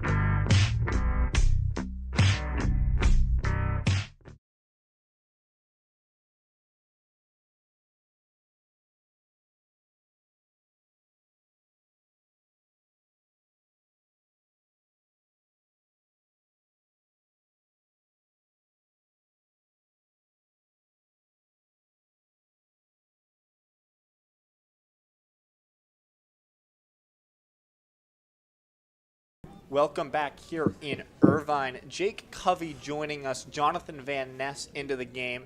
2-1 lead for the Philippines. Van Ness has been excellent this summer. 11 innings, just 1.63 ERA. Last time out, 2 innings, did allow a run, walked 3, and struck out a batter in a win versus the Oaks. And Jake, it's so good to have you up here as that one drops in, so nothing in 1. What's it been like joining this team so late in the summer? What's that sort of embrace been like for the roster? It's been awesome. Everyone on the team is super, super nice. You know, you come in really late to any season, whether it's summer or regular season with your normal school, and it's kind of hard to fit in usually because everyone's got their close friends, their catch partners, and you don't really know where you stand. But the entire team's been super welcoming, and it's been super awesome. It's definitely the sort of culture that the Riptide love to foster. I don't know how much you've gotten to meet Van Ness. I remember seeing him come over and introduce himself to you the very first day you were here as he coaxes a line drive, but that'll hop over Lambden's head and into left field. So a leadoff single for the Philippines. But what's your relationship been like with Jonathan this summer? You know, I wish I could say I remembered exactly right now, but I've had a lot of people come up and introduce themselves to me over the past 2 days, and unfortunately I can't remember everyone, but all I can say is I've yet to have a bad impression of anybody. Everyone seems to be a great guy. That's exactly what the Riptide want to hear, I'm sure. And I'm sure that's fun for you as you come in and join this team for sort of the stretch run of the season. Absolutely. And you kind of talked about to us your relationship with Coach Mayu and how he kind of texted you saying, do you want to come? And you showed up. And how has that relationship meant for you the last couple of years and coming into this year as well? Oh, it's been absolutely amazing. Coach Mayu and another one of my summer ball coaches, they really helped me get to Concordia, which I absolutely loved playing there. And knowing, you know, I stopped playing for those guys 2 or 3 years ago, and just about every year they're checking up on me, asking me, you know, what can they do for me? How can they help me progress in life, or whether it's in baseball-specific areas and everything. This one's bunted to Van Ness. He'll go to first and get the only out he can. So Lopez moves to second as the Philippines continue to play small ball here. But, yeah, having people like that in your corner certainly gives you a lot of confidence in what is an area that can be hard to have confidence in sometimes. What's it been like for you? I know that you're a grad student. You sort of found out you have a year of eligibility left at the D1 level. What's that been like for you as you enter the transfer portal and explore that going forward? Yeah, I haven't formally stepped in yet. As of like a week ago, I assumed my career was over until Mayu texted me it must have been 4 days ago at this point. I'm looking forward to figuring out how it's going to all progress. I've had over the past month like 1 or 2 D1 schools reach out to me.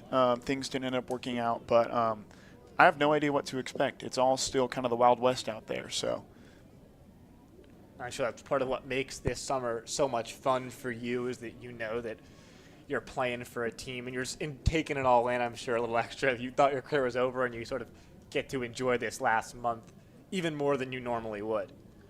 Absolutely. You know, I get to come here, play on a good team with good baseball, probably some of the best skilled teammates I've had in my career so far. You know, you've got Lambden at shortstop going to Duke. I believe we just had someone join the team who's from TCU going to USC, and it's like a lot of really big names going around, and I just get to go out, play, and watch great baseball for the last of this in a uniform for what might be the last of my career if nothing ends up happening. This one will fly to the backstop off the mitt of Zakar, but a wild pitch for Van Ness puts a runner on third with just 1 out here. And you kind of talk about to us that post-baseball career, what that looks like if you're not able to play going forward. You talk to us, you're a certified EMT and you want to be a nurse, so clearly you like helping people. Where did that come from and what inspired that? So I would say it came from my dad. My dad grew up a firefighter paramedic. He was a paramedic for 20 years and then stopped being a paramedic because he didn't like retaking the test every 2 years. But he's been in the fire service for 30 years, was a paramedic for 20, so I kind of always grew up around the medicine side of service. One of my high school was one of the few schools who offered like an EMR, which was like one step below the EMT. They offered a whole program to go through that, and so I really got to get my feet into it early and figure out how cool health and service and how it all interacts with each other. Nice breaking ball there from Van Ness to get a big second out. So the Riptide will bring the infield back as Eric Espinosa comes up here. And I know that for you, you talked about the idea it's obviously a lot of fun, but there's definitely some difficulties that come with meeting everyone. This one will bounce away. Coming home to score, Lopez, there will not be a throw that's in time. So 3-1 Philippines lead after a couple of wild pitches from Van Ness. But I don't know if you want to get into trying some of these nachos while they're up here. Absolutely. These looks fantastic. They got some, I think is it brisket that's on top of It them? looks like brisket. Our wonderful friends over at Pear Tree Meats hooking us up as always. I don't know if you've gotten a chance to try them, but I highly recommend, especially the brisket mac and cheese is right where it's at. So 1-0 count on Espinosa. That one drops in, but just inside, so 2-0. That's fantastic. What's your favorite smoked meat? Is it brisket, or is there a better one? I'd say brisket. I love all smoked meats. Let's preface with that first. You can't really go wrong if you smoke something, but I'd say brisket is usually far and away my favorite. That's a pretty good answer. So, speaking of smoking meats, what were your 4th of July plans? My 4th of July plans, I live in Costa Mesa. There's a little little bike parade that one of my neighborhoods hosts, so met up with a lot of my childhood friends and childhood family friends and did that and hung out pretty much all day there at a pool and just enjoyed the beautiful day that it was. And then at the end of the night, enjoyed some fireworks, and some of my more personal friends came over and we all just kind of hung out, played board games together, and enjoyed the night. I think we had very similar 4th of July, so I like the way that your family and you go about celebrating America's birthday. And you talked about board games. What's your favorite board game that you like to play? Oh man, it depends on how willing are me and my friends to be angry at each other. So you can never go wrong with Catan, but there we go. 3-2 drops in there. We'll keep you right up here, Jake, and we'll chat more in the bottom of the 6th. Back-to-back strikeouts for Van Ness, but the Philippines get a run. They lead this game 3-1, headed on to the bottom of the 6th.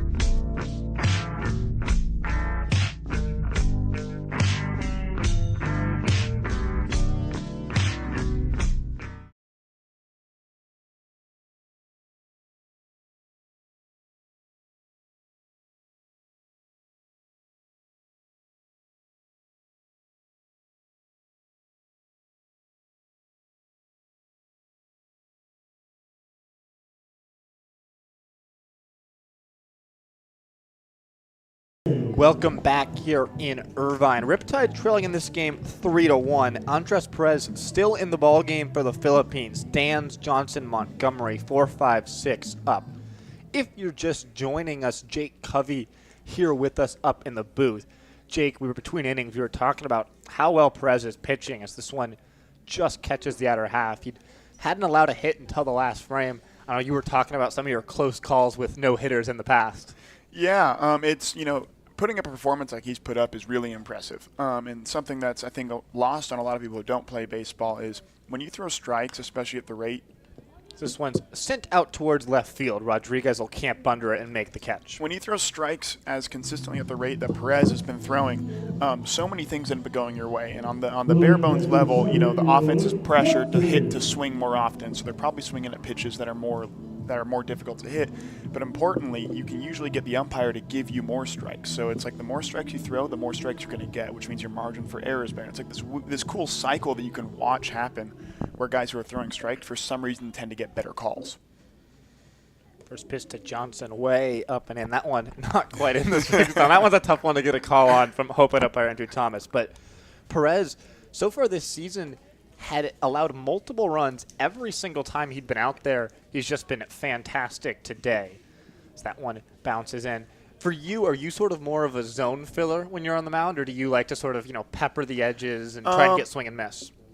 For me, honestly, a lot of it depends on what the game calls for in a given moment. Sometimes, it's asking you to run into a barrel, let a hitter swing, see what kind of damage you can do. And there's other times where the game is telling you a walk is better than a hit right now. Try to strike him out or walk him. So I'd say the way I attack a hitter is highly dependent on the current situation of the game and the inning that we're in.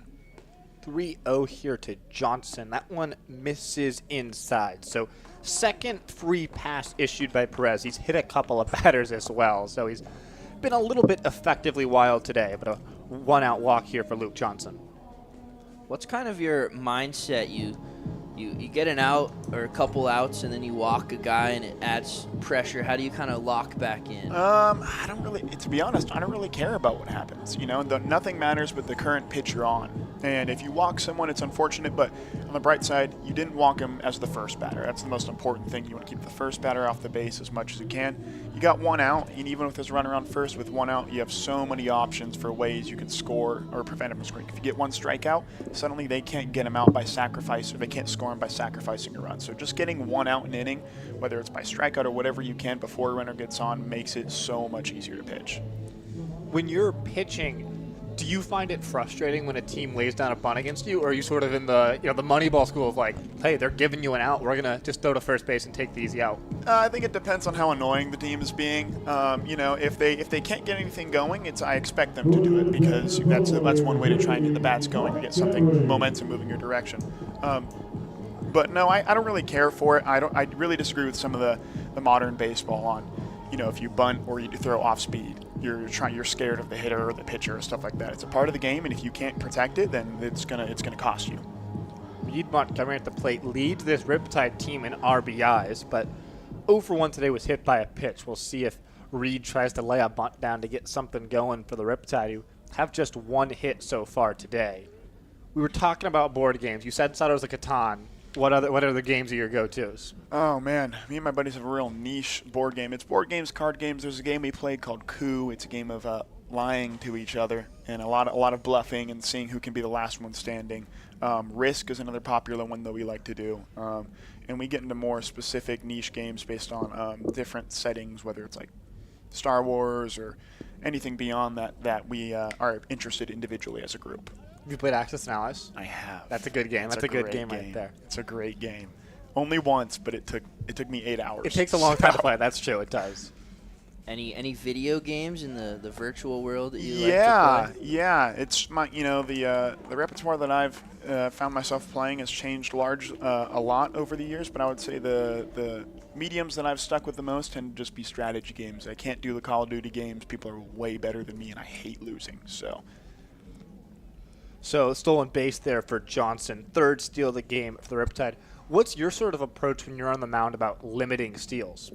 I practice for a long time, having a really quick time to the plate and doing my best to vary times and hold runners and just slow them down. All I want to do is put my catcher in a position to do something like that. I can't stop them from trying to steal. I can't stop them from being fast, but I can stop them from having a good jump. I can stop them from being comfortable, and if I can take care of the things that I want to take care of, that puts my catcher and my defense in a position where they can then take care of me. 2-1's chopped to the right side. Vasquez will field, but it's a run thanks to a wild pitch that allowed Johnson to move over to third. Montgomery not doing too much, but brings a run home. Riptide cutting into this lead, now 3-2. We have Omaha come out. Have you gotten to meet the bat dog yet? I have gotten to meet her. I want to pet her, but I don't know if she's like a service animal, like you should only pet her when the owner says you can or stuff like that. But Omaha's awesome. I can answer that. So Omaha, I think you can pet her, but she's pretty particular, so you got to let her sniff your hand. But I think if you talk to David, our general manager, you'll be able to find a way to get to pet the dog. Because it's a golden retriever. You want to pet the dog. Yeah. I know you haven't spent a lot of time here this summer, but is there any Riptide hitter that you wouldn't want to face the most? I know you talked to us about Jack Salmon, your run-ins with him, but oh boy, anyone Salmon. else? In terms of people I know Jimmy. I played summer ball with him a couple years ago. I know he's a very good, very talented hitter, whether it's working out for him necessarily this game or not. At a glance, I can't quite say. I've been trying to take everything in at once, and it's hard for me to get down into isolation. I've seen guys take, 3 at-bats, and it's kind of hard to get a proper judgment on, what style of hitter someone is, whether it's power, contact, if it's someone I'd want to face or I'd want to avoid. And a lot of times, I don't really care who I'm facing unless the situation tells me I should be worried about him. Definitely a good way to look at things when you're on the mound. 1-2 here on Zakar, who's 0 for 1 in this game, was a hit by a pitch and then struck out back in the 4th. Lengthy pause here. So are you a pitch comm guy, or are you old hand signs? I've never gotten to use the pitch comm. Every team I've ever been on has just done the normal hand signs. I think the pitch comm is great. It removes. That one's grounded up towards Lopez, throw to first in time. If you want to finish your thoughts on pitch comm. It removes any miscommunication. It makes it safer for everybody involved and helps make sure no one steals your signs. So if you can afford it, do it. Well, thank you so much for joining us, Jake. We really appreciate you coming up here. Excited to see you make your Riptide debut on Tuesday. On Tuesday. We'll be watching. Thanks for having me, guys.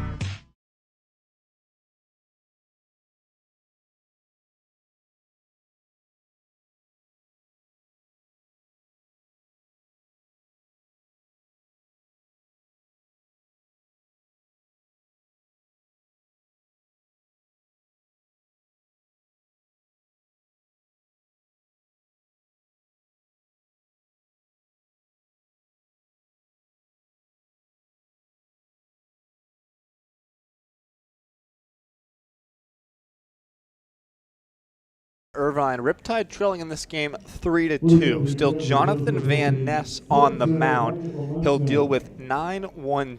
Lamarzna, Vasquez, Ferramisco. Van Ness allowed a run, but it was sort of a soft one his first time up. That one's chopped right back to him. He'll field flip underhand to Rodriguez, so a quick first out here.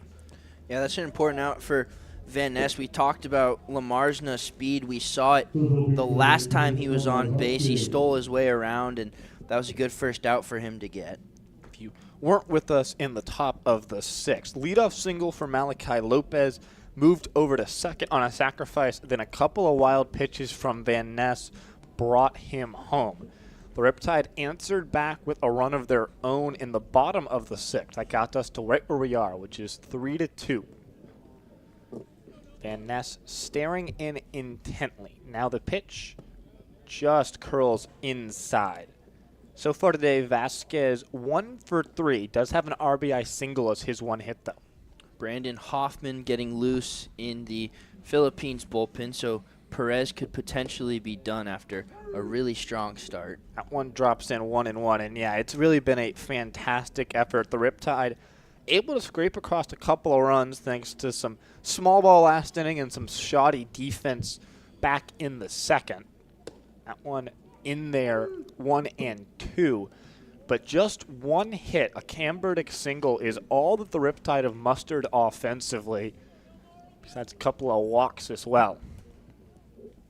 1-2, Van Ness bounces one in the dirt. Struck out 2 batters last inning. Walks have been a little bit of an issue for him this season. 7 walks in now 12 innings this campaign. 2-2 here. That one's fouled back by Vasquez. And I think the Riptide should feel pretty lucky that this game is where it is. I think the pitching has been pretty good. The defense has let them down, but the offense just hasn't really gotten anything going. They've had base runners a lot. They just haven't been able to really string anything together. So deuces here on Vasquez. 2-2. That one swung on and missed. Van Ness gets strikeout number 3, out number 2, and strikeout number 11 for Riptide pitching. As you said, the pitching staff from Uper and Van Ness has been excellent today. Yeah, and the strikeouts are never an issue for the Riptide. We kind of talk about it every game, but 11 is right around their average per game, maybe a little bit more. So that's not really an issue. They just got to kind of put it together with defense and offense the rest of the way. That one just in there at the knees to Ferramisco, who's struck out twice today but walked in the 5th. That was part of a run-scoring inning for the Philippines. Down in the count here, though. That one off-speed just perfectly dropped in. Van Ness really seems like he's been able to play stuff wherever he's wanted, save for really the first batter of the game that he faced, Malachi Lopez. That's the only one who's had any success against him. That one bounces in. So 1-2. Yeah, Lopez, that single, and then he had a couple wild pitches to advance him, but then 5 straight outs after that. So Van Ness has been good out of the bullpen. 1-2 here, trying to get the Riptide bats back up after they scored. Instead, plunks Ferramisco. So a frustrating one, a 2-strike, 2-out hit by pitch, puts a runner on first for the big bat of Dylan Taguiam. Yeah, Taguiam 0 for 3 today, but reached on an error, hit the ball hard. That error brought a run home, so he has a place in this game, and it was definitely an error by Lambden, but hit hard, so Van Ness going to want to avoid some contact here from Taguiam. That's sort of the definition of, you have good things happen when you put the balls in play. Right here, though, a swing and a miss for Taguiam. Looks like some action in the Riptide bullpen. Jack Morrissey getting loose for the Tide. Every hitter in this lineup has struck out except for Taguiam and Lamarsna. That one sent out to the right side. Taguiam went 3 for 4. Double RBI run, a hit by pitch, and a stolen base in the walk-off win over the Oaks for the Philippines yesterday on Independence Day. So had a great day yesterday. Still looking for his first base hit today, though. 1-1 from Van Ness here. Lengthy pause to worry about the runner. Runner still goes, though. Throwdown from Zakar is in plenty of time. Luke Johnson had time to have a cup of coffee, then slap that tag down. Don't you dare try and run on Jimmy. Brady Ferramisco is going, gone back to the dugout, and we are going, gone to Cityside Fiber. It is your turn to get connected with Cityside Fiber, OC Riptide's favorite gig speed fiber internet provider. Whether you're streaming, gaming, or working from home, Cityside Fiber knocks it out of the park. Step up to the plate and get connected at citysidefiber.com. Riptide trailing 2-3. It's time to stretch here at the Great Park.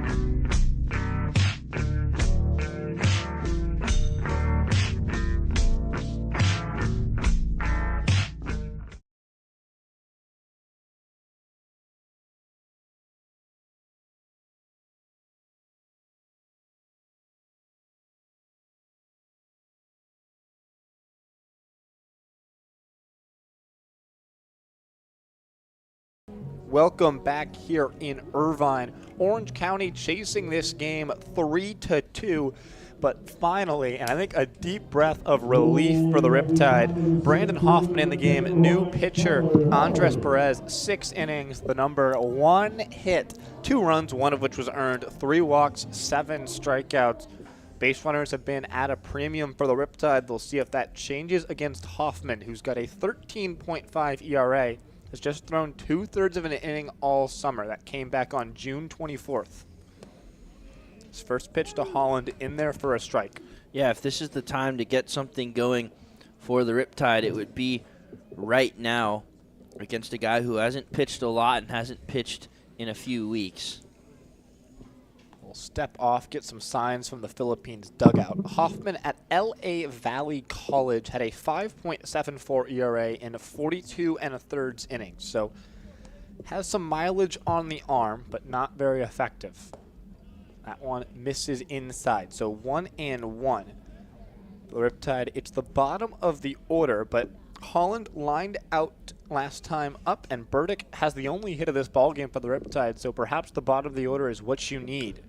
That one's chopped just fair. Oh, foul. Late call there from third base umpire Frank Fruglat, and it saves the Riptide as Holland would have been thrown out. It was basically skirting that line the entire way, and in the words of Frank Fruglat, it just kicked foul, is what he was able to see. Yeah, I think Holland catches a break there. He was definitely out and gets it to go foul by a couple centimeters, so he'll do it again. And put the arms up. Really asked third baseman Javen Baxa was throwing over towards first. So a late call, but a 1-2 count on Holland. You saw Jimmy Zakar sort of get a second life when he had a foul pop-up drop, but trying to take advantage that Zakar could not. Holland trying to do that right here. 1-2, gets a piece of him. There you go. Getting aboard any way you can. The 4th hit by pitch from Philippines pitching so far today. And Tyler Holland's aboard with no outs here in the bottom of the 7th. That's only the second leadoff runner, or the third leadoff runner, excuse me, that the Riptide have gotten on, the second in as many innings. They've only scored once, though, so a good start for the Riptide, but they definitely have to take advantage.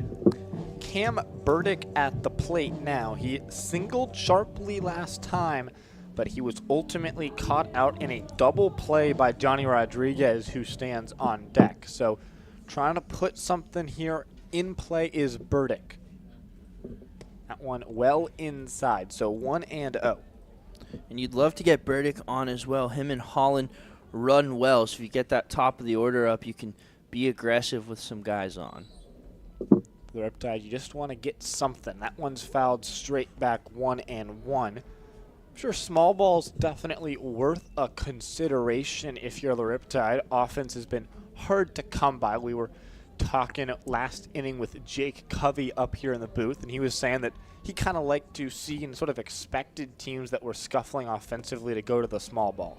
That one bounces in, back pick, but Holland's in there without a slide. Some double barrel in the Philippines bullpen. Lefty warming up for them, as well as righty Daniel Neria. 2-1 on Burdick here, though. That one up high, so 3-1. And, you talk about it felt like Perez was in the game just forever. Now finally leaving the game, it's almost like the silencer on the bats has been lifted, and the Riptide are able to unlock themselves, they hope. 3-1 is hit sharply out towards left field. Rodriguez moving back, still back, and reaches up to make a nice running catch right on the edge of the warning track. Cam Burdick scalded that one out towards left field, but not able to find grass. It's been that kind of night for the Riptide.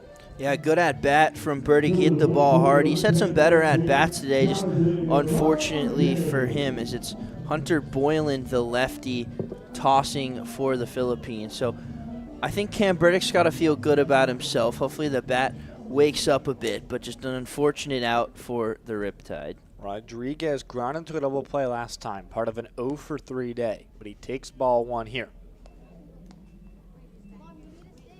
It was certainly a very close play at first on the back end of that double play. It looked like Rodriguez might have beaten it out, but no dice on the umpiring call. That one's fouled off, though, so 1-1.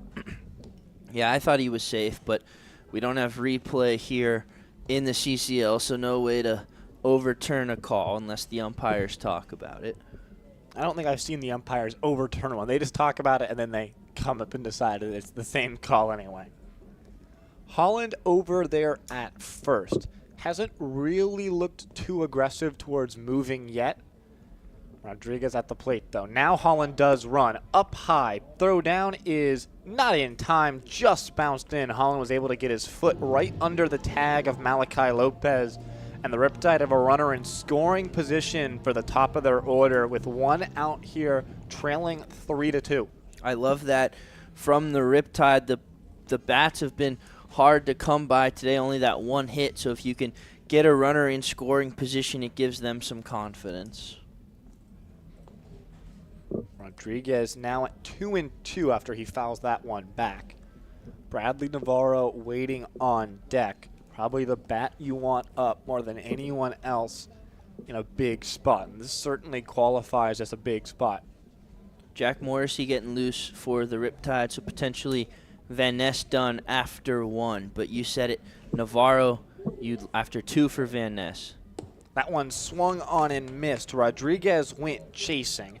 And given that Jonathan Van Ness came up to our booth and was asking for his TrackMan data from our wonderful statistics interns to our right, I'm going to bet that Van Ness's day is done and we will, in fact, see the lefty Morrissey.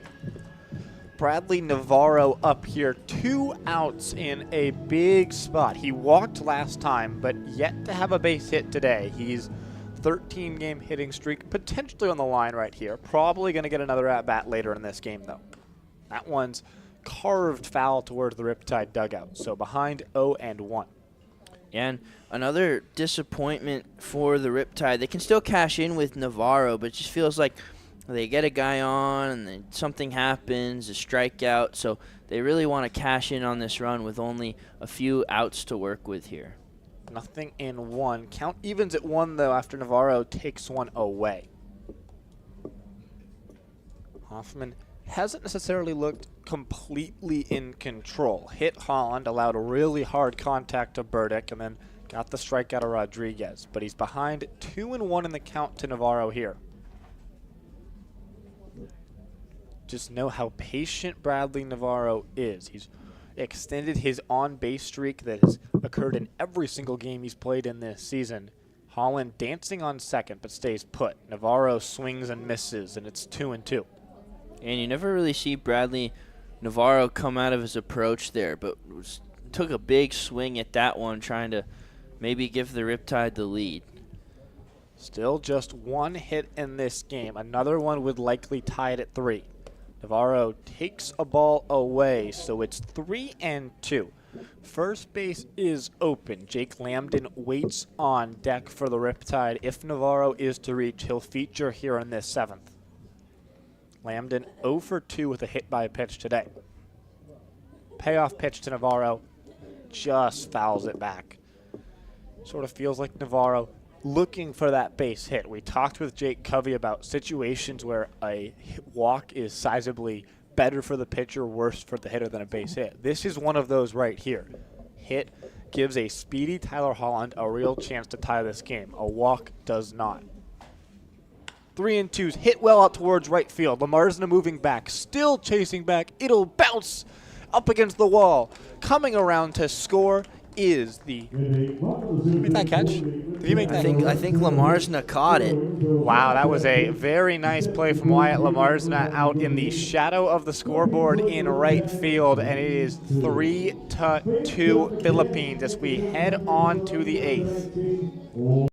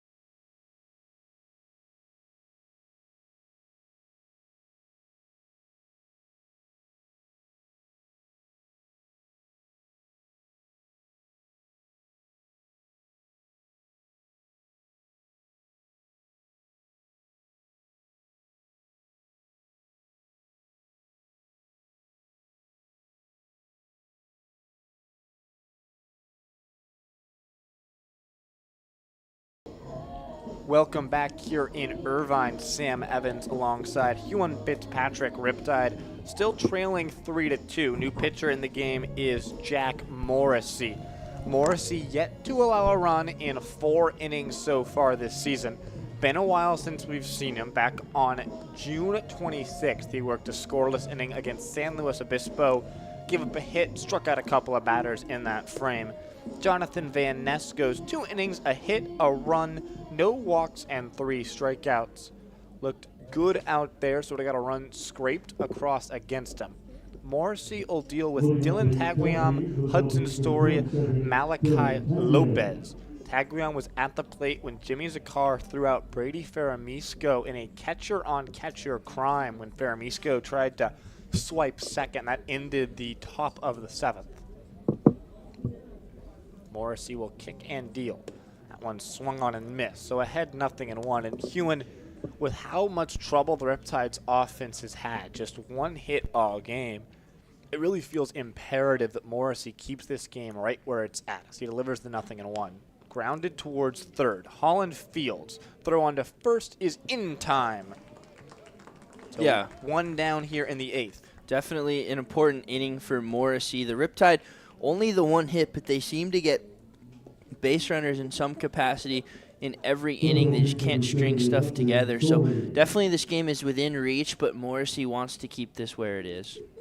Hudson Story at the plate is 1 for 3. An infield single back in the 4th. That one in the zone. So ahead 0-1 of the 2nd straight batter is Morrissey.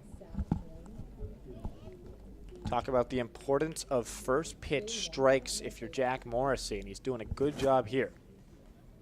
Now ahead 0-2 after that one was fouled off the end of the bat by Story. Yeah, Morrissey getting ahead is important to every batter because it gives you the advantage right away. So Morrissey doing a good job of this. We talked about him wanting to keep this game right where it is. So ahead 0-2, looking for his first strikeout of the night. That one misses away. So far this season, Morrissey yet to walk a batter, and he has struck out 6. He's thrown the most innings of anyone on this Riptide team who's yet to allow a run this season. Ahead 1-2. That one bounces in, though, so 2-2. Also, back-to-back Belmont pitchers. Van Ness, his teammate at Belmont. Looks like Danny Suarez getting loose for the Riptide in the pen. That one bounces in. So after being ahead at 0-2, Morrissey's allowed the count to go full. Got to make a pitch here if he'll want to avoid that first walk or even allowing Story to reach in any form here. Full count pitch. That one inside, and so Jack Morrissey walks his first batter of the summer, a 1-out walk in the top of the 8th for the Philippines. And that's a good at-bat from Hudson Story. Fell quickly behind 0-2, works the walk, and in a game where another run feels like the difference, that's an important base runner for the Philippines. Malachi Lopez up. He singled and scored last time up. That run is the difference in this game. Morrissey throws in. Zakar just able to keep it from going all the way to the backstop. Over there at first, Story, a first baseman, runs well for a first baseman, but not exceptionally quick or anything. We've already seen how good Jimmy is at throwing out runners. Is that one in the zone, 1-1. Definitely tougher to steal with the lefty Morrissey back out on the mound. We saw Casey Uper work 5 sparkling innings. He did not. He allowed just the 1 stolen base to Lamarzna in that time. That one upstairs, so 2-1. Lamarzna sort of an exception there. He runs just so well. It's really hard for anyone to contain him. But otherwise, the Riptide have done a good job of controlling this run game for a Philippines team that is pesky. Swing and a miss, so 2-2. Love a double play here if you're Morrissey, but a strikeout works all the same, so big pitch coming for him. 2-2 here on Lopez. Kicks and deals. That one's grounded right back up the middle and into center field. Got the ground ball, but not to the right place. And instead of a double play, it's a base hit. And there's 2 men aboard with 1 out now in the top of the 8th. And these are really good at-bats from the Philippines. Story got down 0-2. He battled back. Lopez got to 2 strikes. He got a hit. So they're fighting hard in a game. They know the situation. They know they need to score at least 1 more. So they're putting up some good at-bats as Coach Evans will come out. Coach Evans just want to talk things over as Javen Baxa, who's 0 for 2, sack bunted last time up. 2 strikeouts, the other 2 plate appearances for him today. This Philippines team, it looks like Morrissey's actually going to leave this game after just 3 batters. So Danny Suarez coming in. We'll pause for a moment. Riptide will be back momentarily.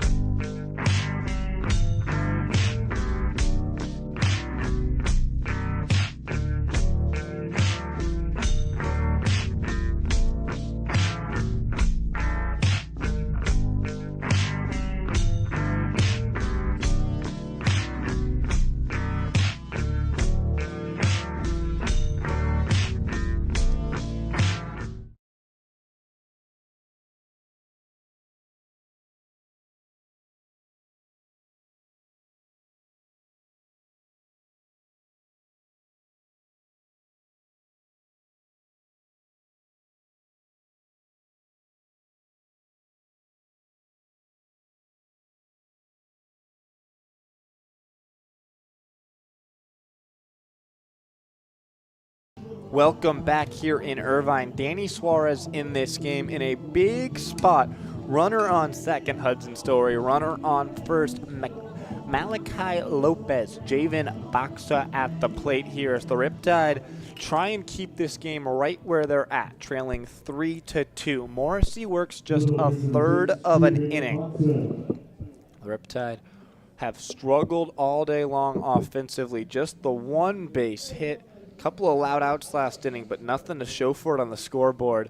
Suarez really needs to get a big out right here. Throws strike 1 to Baxa, so ahead 0-1 of the 6th hitter in this Philippines lineup. Suarez has been good this summer. 6 2/3 innings, 11 strikeouts, no walks, a 2.7 ERA. So big spot for him. He's been good. Ahead 0-1. Now 0-2 after going to the off speed. So far this season, 6 2/3, 2.7 ERA, the big number, 0 walks to 11 strikeouts. He has the most Ks without a walk this season of any Riptide pitcher. Last time we saw him, 2 1/3, did allow a run.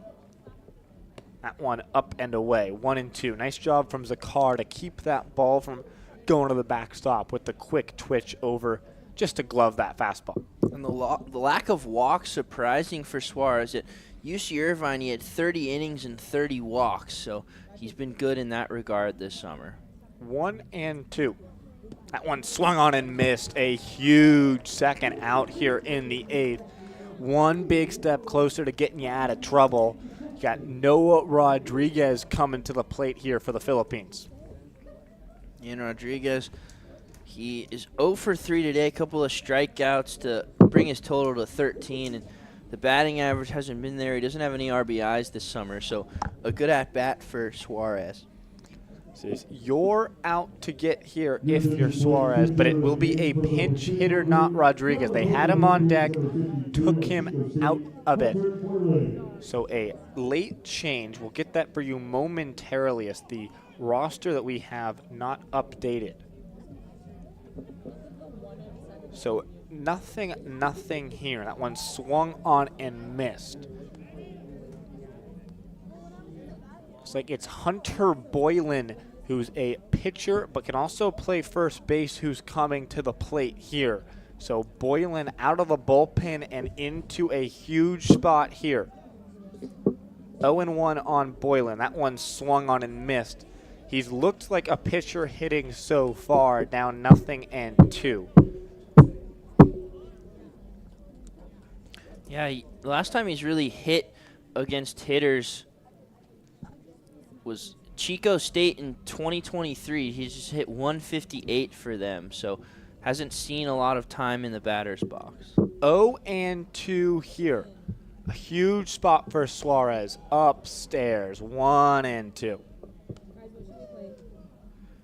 So we'll see what the Philippines do defensively, whether Boylan stays in the game for the left fielder Rodriguez or otherwise. 1-2 here.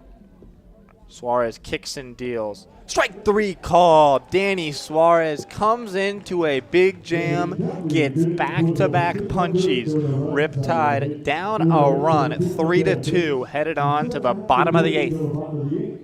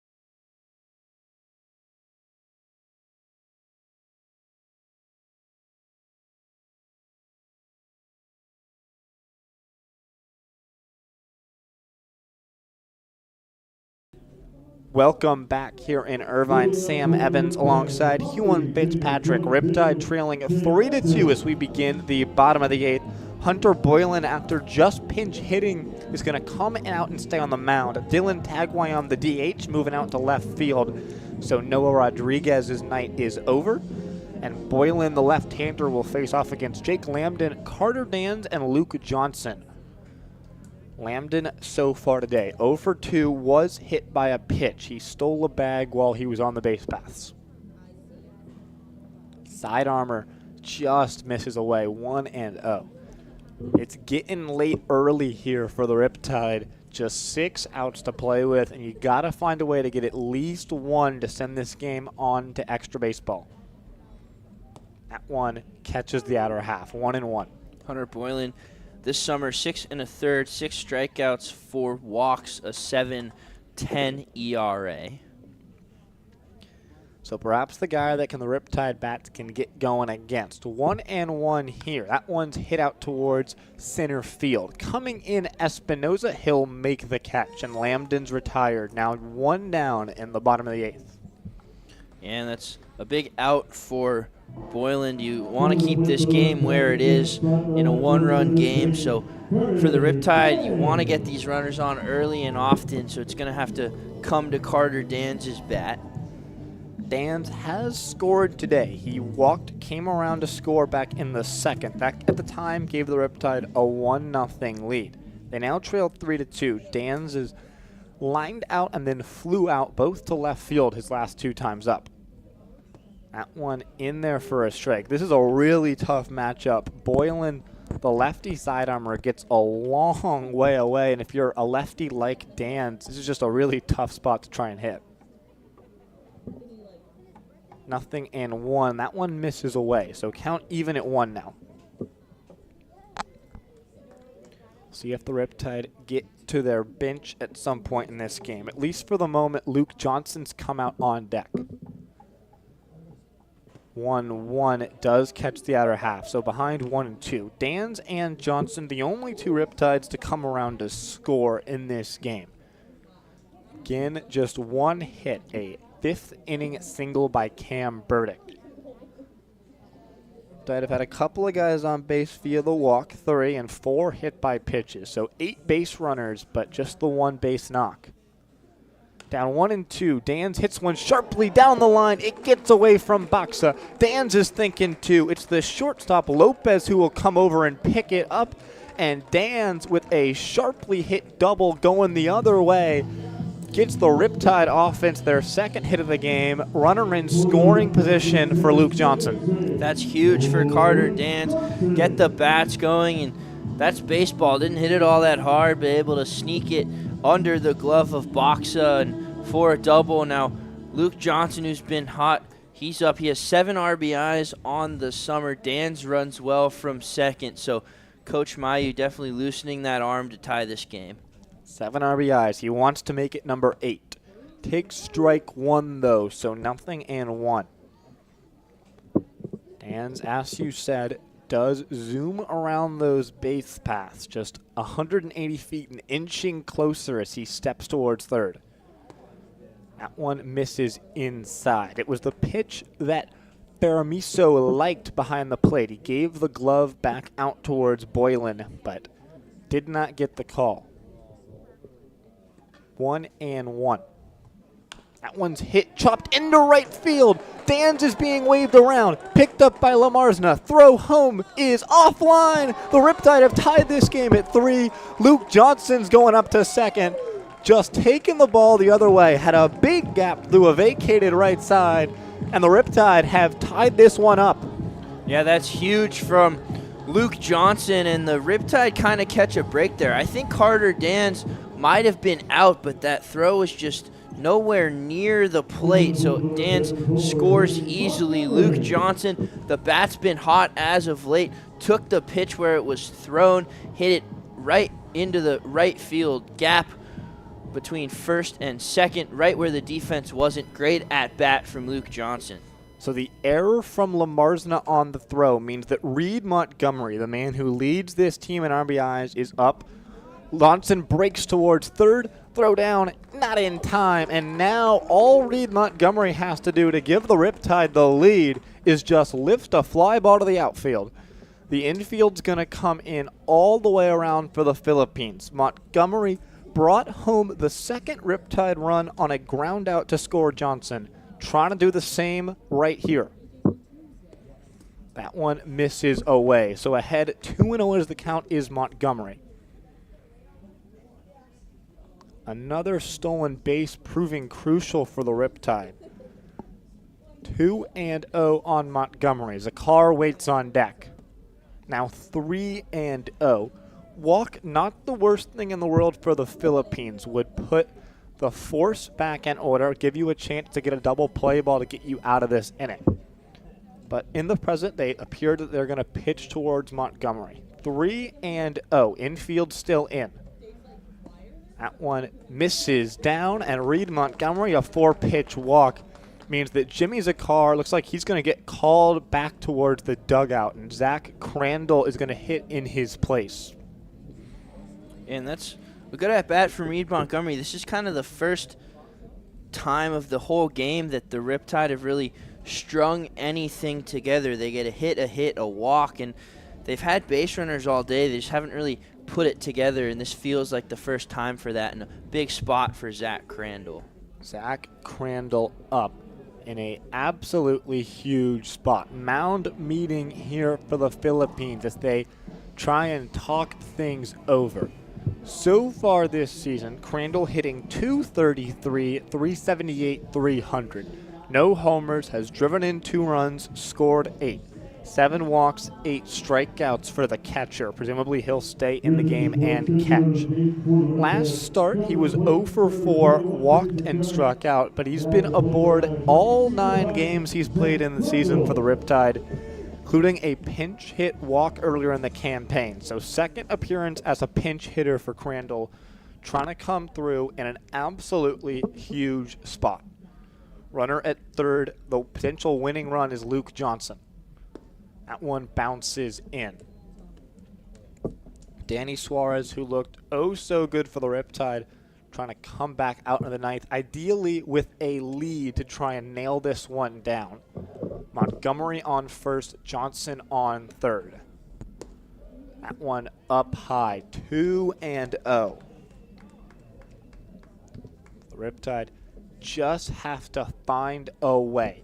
Double play ball is pretty much the only thing the Philippines are looking for right here. Pop out and a strikeout aren't bad either. 2-0 now, 3-0. That's 7 straight balls from Boylan, who has sort of lost command here. Yeah, it's been tough sledding for Boylan. Daniel Neria in the pen at a moment's notice for the Philippines, but Boylan tough sledding so far. 3-0, and another 4-pitch walk will load the bases. 1 out in a 3-3 ball game. Tyler Holland, we saw him get hit by a pitch last time. We're going to have a mound visit here. Holland will try and be the hero. He's been in an awful slump. He'll forget all about it if he can break out right here, right now. 3-3, bases loaded, 1 out, bottom of the 8th. It's time to party. We'll have that for you after this.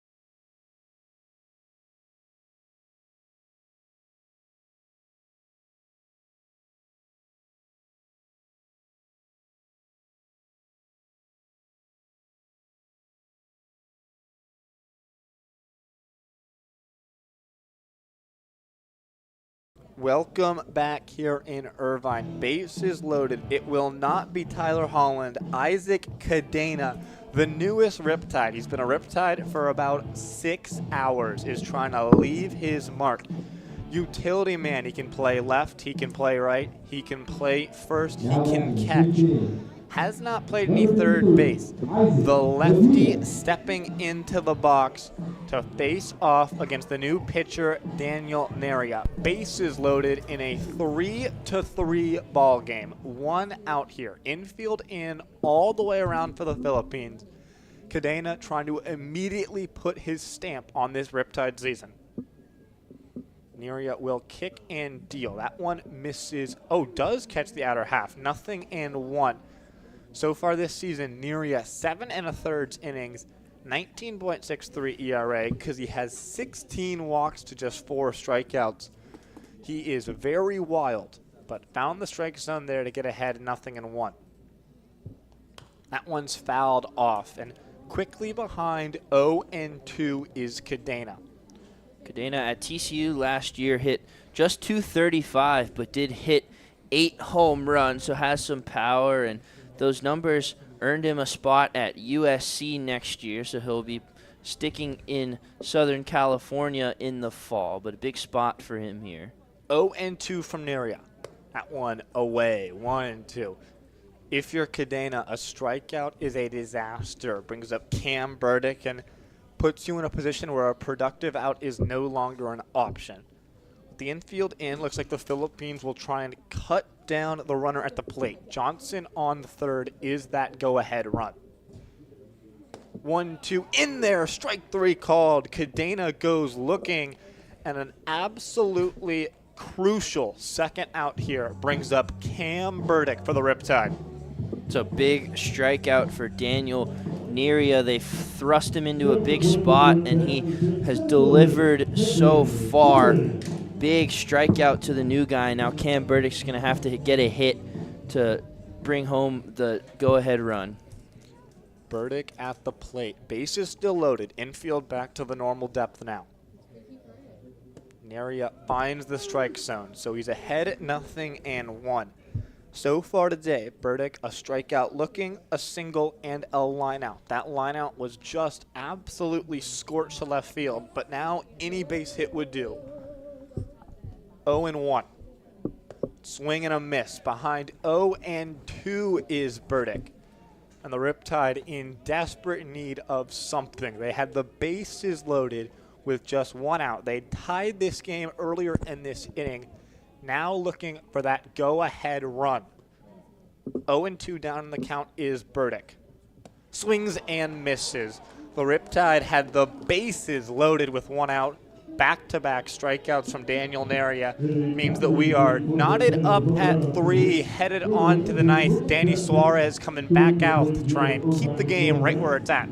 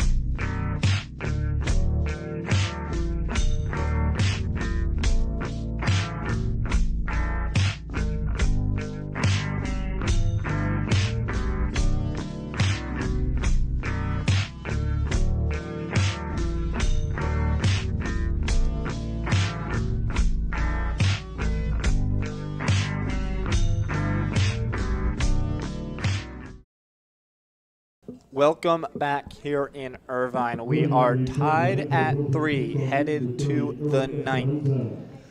New third baseman in this game is Camden Sauce. He's taken over for Tyler Holland. The batter at the plate, Eric Espinoza, Wyatt Lamarzna, Nomar Vasquez due up here. So that's 8-9-1. Suarez, first pitch fouled back over our heads. So 0-1. Suarez came into the game with runners on first and second, just one out in the 8th. Got back-to-back strikeouts to keep the game at 3-2. That one flies to the backstop. The Riptide answered back with 1 in the bottom of the 8th. But man, oh man, if the Riptide don't win this game, they'll be thinking about those 2 strikeouts in the bottom of the 8th until that game at Compton tomorrow starts. That one on the outer half, 1-2. Yeah, it's a big spot for Suarez. Keep this game right where it is. Go win it in the 9th. But the Riptide just continuing to leave stuff on the table these past couple games. They failed to cash in more at last inning. 1-2 popped up. Foul right back over our heads. It landed on top of the press box. So we'll stay on 1-2 here for Espinoza. Suarez again this season, now up to 13 strikeouts without a walk. You can make it 14 because Eric Espinoza just went around for out number 1 here in the top of the 9th. Huge first out for Suarez. You want to keep this game right where it is. You don't want to get any sort of pressure. That's a huge first out. Should the game require it, Dylan Blakey is available as the emergency arm in the bullpen, but not warming now. It's Suarez's time. Bunt pulled back by Lamarzna. He's frustrated with himself, and if you don't remember, Lamarzna might be the speediest man I have ever seen in person. He's got an infield single on a bunt already, reached on a fielder's choice, stole second and third, and scored, but he's down 0-2. Because you can't steal first base, and that's the key for the Riptide, is you have to find a way to keep Lamarzna off the base pass right here. Nothing in 2 misses away, so 1-2. Yeah, and Lamarzna, one of 2 guys to not strike out today for the Philippines. So Suarez be doing his team a big favor by doing that. 1-2 bounces in. So now 2-2. All knotted up. Ahead in the count, 0-2 was Suarez, but even after a couple of pitches down and away, 2-2 fouled straight back. Lamarzna doing a good job of battling here. Nomar Vasquez on deck is 1 for 4 with an RBI single. Just 1 out here, bases empty. 2-2 up high. So after being ahead 0-2, the count's gone full to Lamarzna, who again, not exactly a great hitter. Hitting just 133 coming into today, but very speedy. That one's fouled back again. So we'll stay here on 3-2. Yeah, Suarez definitely wants to keep him off of first base. I'm sure he'll run at some point if he gets on, and Suarez doesn't want to have to deal with that stress at this point in the game, so a big pitch here. Zach Crandall behind the plate after taking over to Carr, but Lamarzna strikes out on a pitch up and in. Got him to chase. Did Suarez 4 straight strikeouts from the right-hander since coming into this game. That's huge for Suarez, a huge strikeout. Lamarzna goes down for the first time. So now Taguaim, the last hitter to not strike out for the Philippines, and he'll be safe unless they get a couple hits together. Vasquez ready, takes a ball low. Of course, extra innings would prompt Taguaim to hit as well. But in the here and now, 2 outs, top of the 9th in a tie ball game. Danny Suarez trying to keep it tied. Behind 2-0 on the count, though, to Vasquez after a couple of missed high. Suarez has had a little bit of trouble with control. After being ahead 0-2, the count worked full to Lamarzna. So 5 of the last 6 pitches have been balls. Now you can make it 6 of 7 after that one bounces in. So 3-0 Vasquez would reach. That would bring up Brady Ferramisco. Reached each of his last 2 times up. 3-0 here from Suarez. That one is in the strike zone. So now 3-1. Big for Suarez to try and work his way back into this count. He has not walked a batter this season. Throwing to his college teammate. That one's fouled back. Both Crandall and Suarez at UC Irvine last season. So a battery that is familiar, just like we saw between Uper and Jimmy Zakar to lead off this game for the Riptide. Count is full. After being behind 0-2, got back to 3-2 a batter ago. He was behind 3-0, now at 3-2. That one, strike 3 called. 5 straight strikeouts from Danny Suarez. He punches out the side. The Riptide are going to try and send us home happy. 3-3, headed to the bottom of the 9th.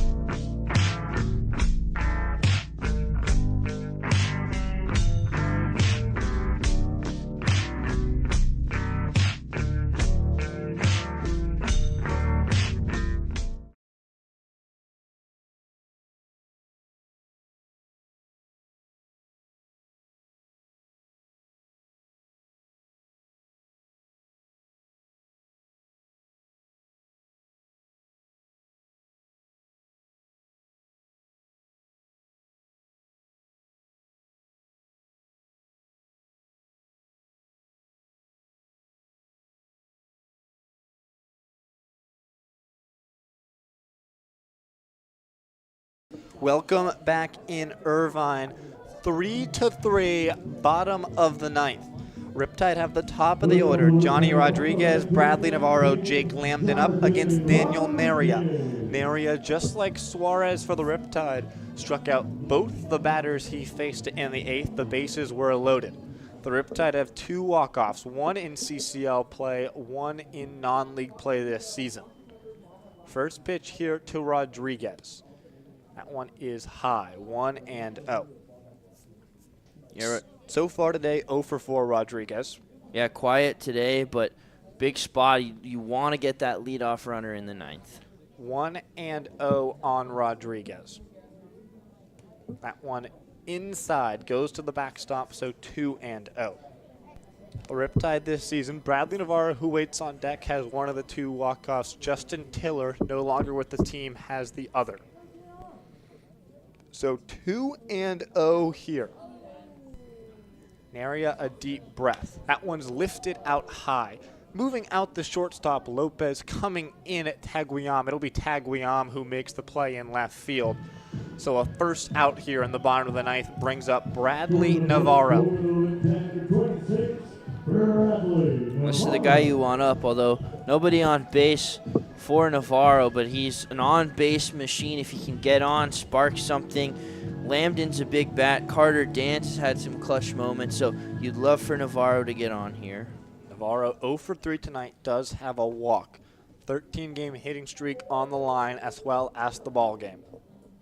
That one skips in 1-0 on the Riptide's best bat all season long. 1-0 count here for Navarro, who takes a deep breath. Batting from the left side, the switch hitter, as he has all game, he did not face Boylan, the only lefty the Philippines have thrown out there. 1-0, misses away. So ahead, 2-0 in the count is Navarro. He's got 15 walks this season, one of which was tonight. He's 6 for 6 on stolen bases. So if he can reach via the walk, perhaps the stolen base to get into scoring position. 2-0 does kind the strike zone, so 2-1.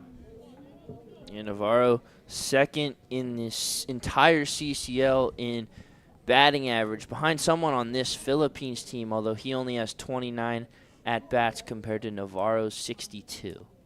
2-1, grounded right side, moving over Vasquez, Hill field, throw onto first. So now 2 outs. That'll bring up Jake Lambden, one of the newest Riptide players here, with no one aboard, 2 outs, bottom of the ninth of this tied ball game. Jake Lambden, 5 home runs for Xavier last year, hit 264, and with 2 outs in the ninth, why not try and end it with 1 swing? Lambden has the ability to do it. We'll see what he does here. Dylan Blakey wakes in the bullpen for the Riptide. Should Lambden or any of this team not be able to walk it off? That one misses away. So 1-0. Lambden has great speed as well. He's stolen a base today, 3 in 4 games so far as a Riptide. Just getting on for Carter Dans would be crucial. Check swing, they'll check down. He did not go, says first base umpire Pablo Bustamento. And it's a 2-0 count on Lambden. Long pause for Neria. He has control issues, but has not shown them tonight. That one misses inside, so 3-0. First time he's really fallen behind a hitter, but he's walked 16 batters in 7 1/3. He's also hit 5 batters in that time. So it's been a wild time for Neria on the mound. 3-0 here to Lambden. That one well away, and a 2-out walk for the Riptide brings up Carter Dans, now with a man aboard. Yeah, that's a big at-bat for Jake Lambden. Carter Dans, a big hit today, and he's had some clutch moments, so a good at-bat from Lambden to keep this game going. Lambden, as we touched on, stolen bases a real possibility. So far today, Carter Dans. Walk, line out, fly out, and then last inning, a big double down the left field line came around to score the tying run. He has the chance now to bring home the winning run. Lambden at first with a modest lead. Neria will throw home. Swing at the first pitch, Dans coming in Taguiam. It'll fall in front of him. Lambden is trying to go to third, and he is just in there safely. A bloop single for Carter Dans, and the Riptide somehow go first to third. Jake Lambden, so aggressive. That ball was not very deep into left field. And all of a sudden, Luke Johnson, the hottest bat the Riptide have, is going to come up with runners at the corners. Mound visit first, though, for the Philippines. Yeah, that's a good at-bat from Carter Dans, and we saw Dylan Taguaim come in to left field, a bit of a new position for him. He's mostly a catcher and kind of misplayed that ball, but Jake Lambden, really aggressive. I thought he had no chance to get there, but able to sneak in and now 90 feet away from winning this game. But an aggressive play from Lambden. Dans catches a break to that one, falls, and we have a chance to end this game right here. So tied up at 3. Riptide need a magical moment. Luke Johnson at the plate so far today has reached on an error, popped out, but then walked and scored in the 6th. Singled in the 8th. That single did plate a run. That tied the game. Now he can be the hero. Going off to second. This one's flared to the right side. It'll stay up in the air. Story makes the catch. So the Riptide, threaten but do not score, will have baseball at a discounted price per inning here at the Great Park.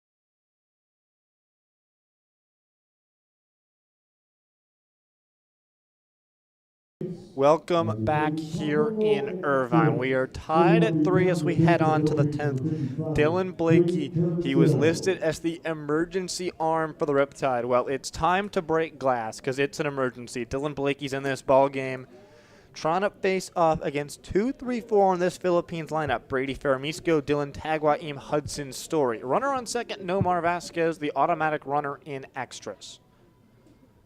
Blakey, a long pause, now rocks home. Bunted down the line. Sauce fields, he has one play, it's at first, and he does make the play. So a sacrifice bunt for Ferramisco. But just like that, there is a man within 90 feet of scoring here for the Philippines. Blakey so far this season, 7 2/3, a 3.52 ERA. Last outing, though, was the best we've seen of him. An inning and 2/3, a hit. He struck out 5 batters in a save. Infield comes in here to face off against Taguaim. The only Philippines hitter not to strike out today. A strikeout here would be monumental. Swings and misses the first pitch. Just shout out to Danny Suarez keeping this game close. He faced 5 batters out of the pen, struck out all 5 of them, and he's a big reason why we're still playing right now. Blakey holds. Now 0-1. That one swung on and missed by Taguaim. He's whiffed twice against Blakey, ahead 0-2. The Riptide pitching staff has 16 strikeouts today. Number 17 would be a big step closer to a W. 0-2, swung on and missed. Taguaim looked foolish on 3 pitches. He whiffed at all of them. Dylan Blakey now faces Hudson Story, going lefty-lefty here to try and put up the 0 and put the Riptide within touching distance of a win. Story so far today, 1 for 3. Walked and an infield single. Runner on third, Vasquez, the automatic runner. That one misses high, so 1-0. With the runner on second and extras, scoring that 1 run sort of feels like holding serve in tennis. It scores about 65% of the time. It's what you're supposed to do. Dancing towards home, but now moving back towards third. That one in there, 1-1. Vasquez trying to take advantage of the fact that the lefty Blakey is on the mound, but he, if it was concerned, he didn't show it. On deck, Makani Lopez. 1-1 though here from Blakey. That one's lifted up the middle. Going to be a tough play for Johnson. It'll be picked by Lambden. He throws to first in time. A huge 0 from Dylan Blakey, and the Riptide are going to have to try and find a way to bring home Luke Johnson from second, and they can win this game. We are tied at 3, headed to the bottom of the 10th.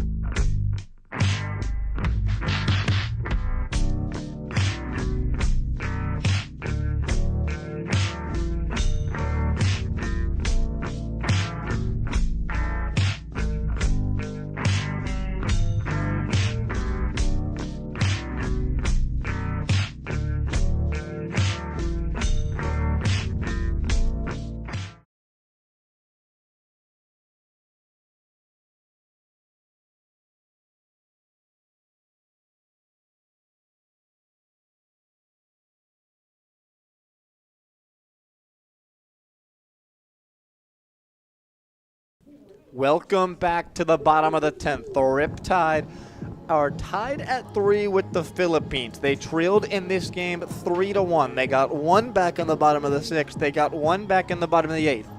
If you keep scoring and even innings, you're going to win the game right here. Reed Montgomery, Zach Crandall, Camden Sauce, the batters up. Luke Johnson is your bonus runner and winning run on second. Daniel Neria still in this ball game on the mound, working into his 3rd inning of work. So far today, Montgomery has reached twice via a walk and a hit by pitch, but yet to record a base hit. That one skips in. Corners in for the Philippines, perhaps expecting a bunt from Montgomery to move Johnson to 3rd. The middle infield of Lopez and Vasquez staying back. Neria staring in, worried about the runner Johnson, who can run. That one up and away, 2-0. The walk, not the worst thing in the world if you're the Philippines. Obviously, any run wins this game, so putting a runner on behind Johnson, sort of irrelevant, and does set up some force outs. 2-0 is fouled back by Montgomery, who was trying to end the ball game right there.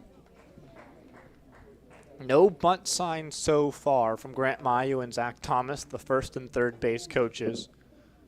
Montgomery has had the ability to swing away, and he did right there. Neria staring in. Checks the runner once, now twice. Now kicks and deals. Just misses the edge of the zone. So 3-1. Big pitch for Montgomery. Ahead in the count. Time to do damage and win the ball game.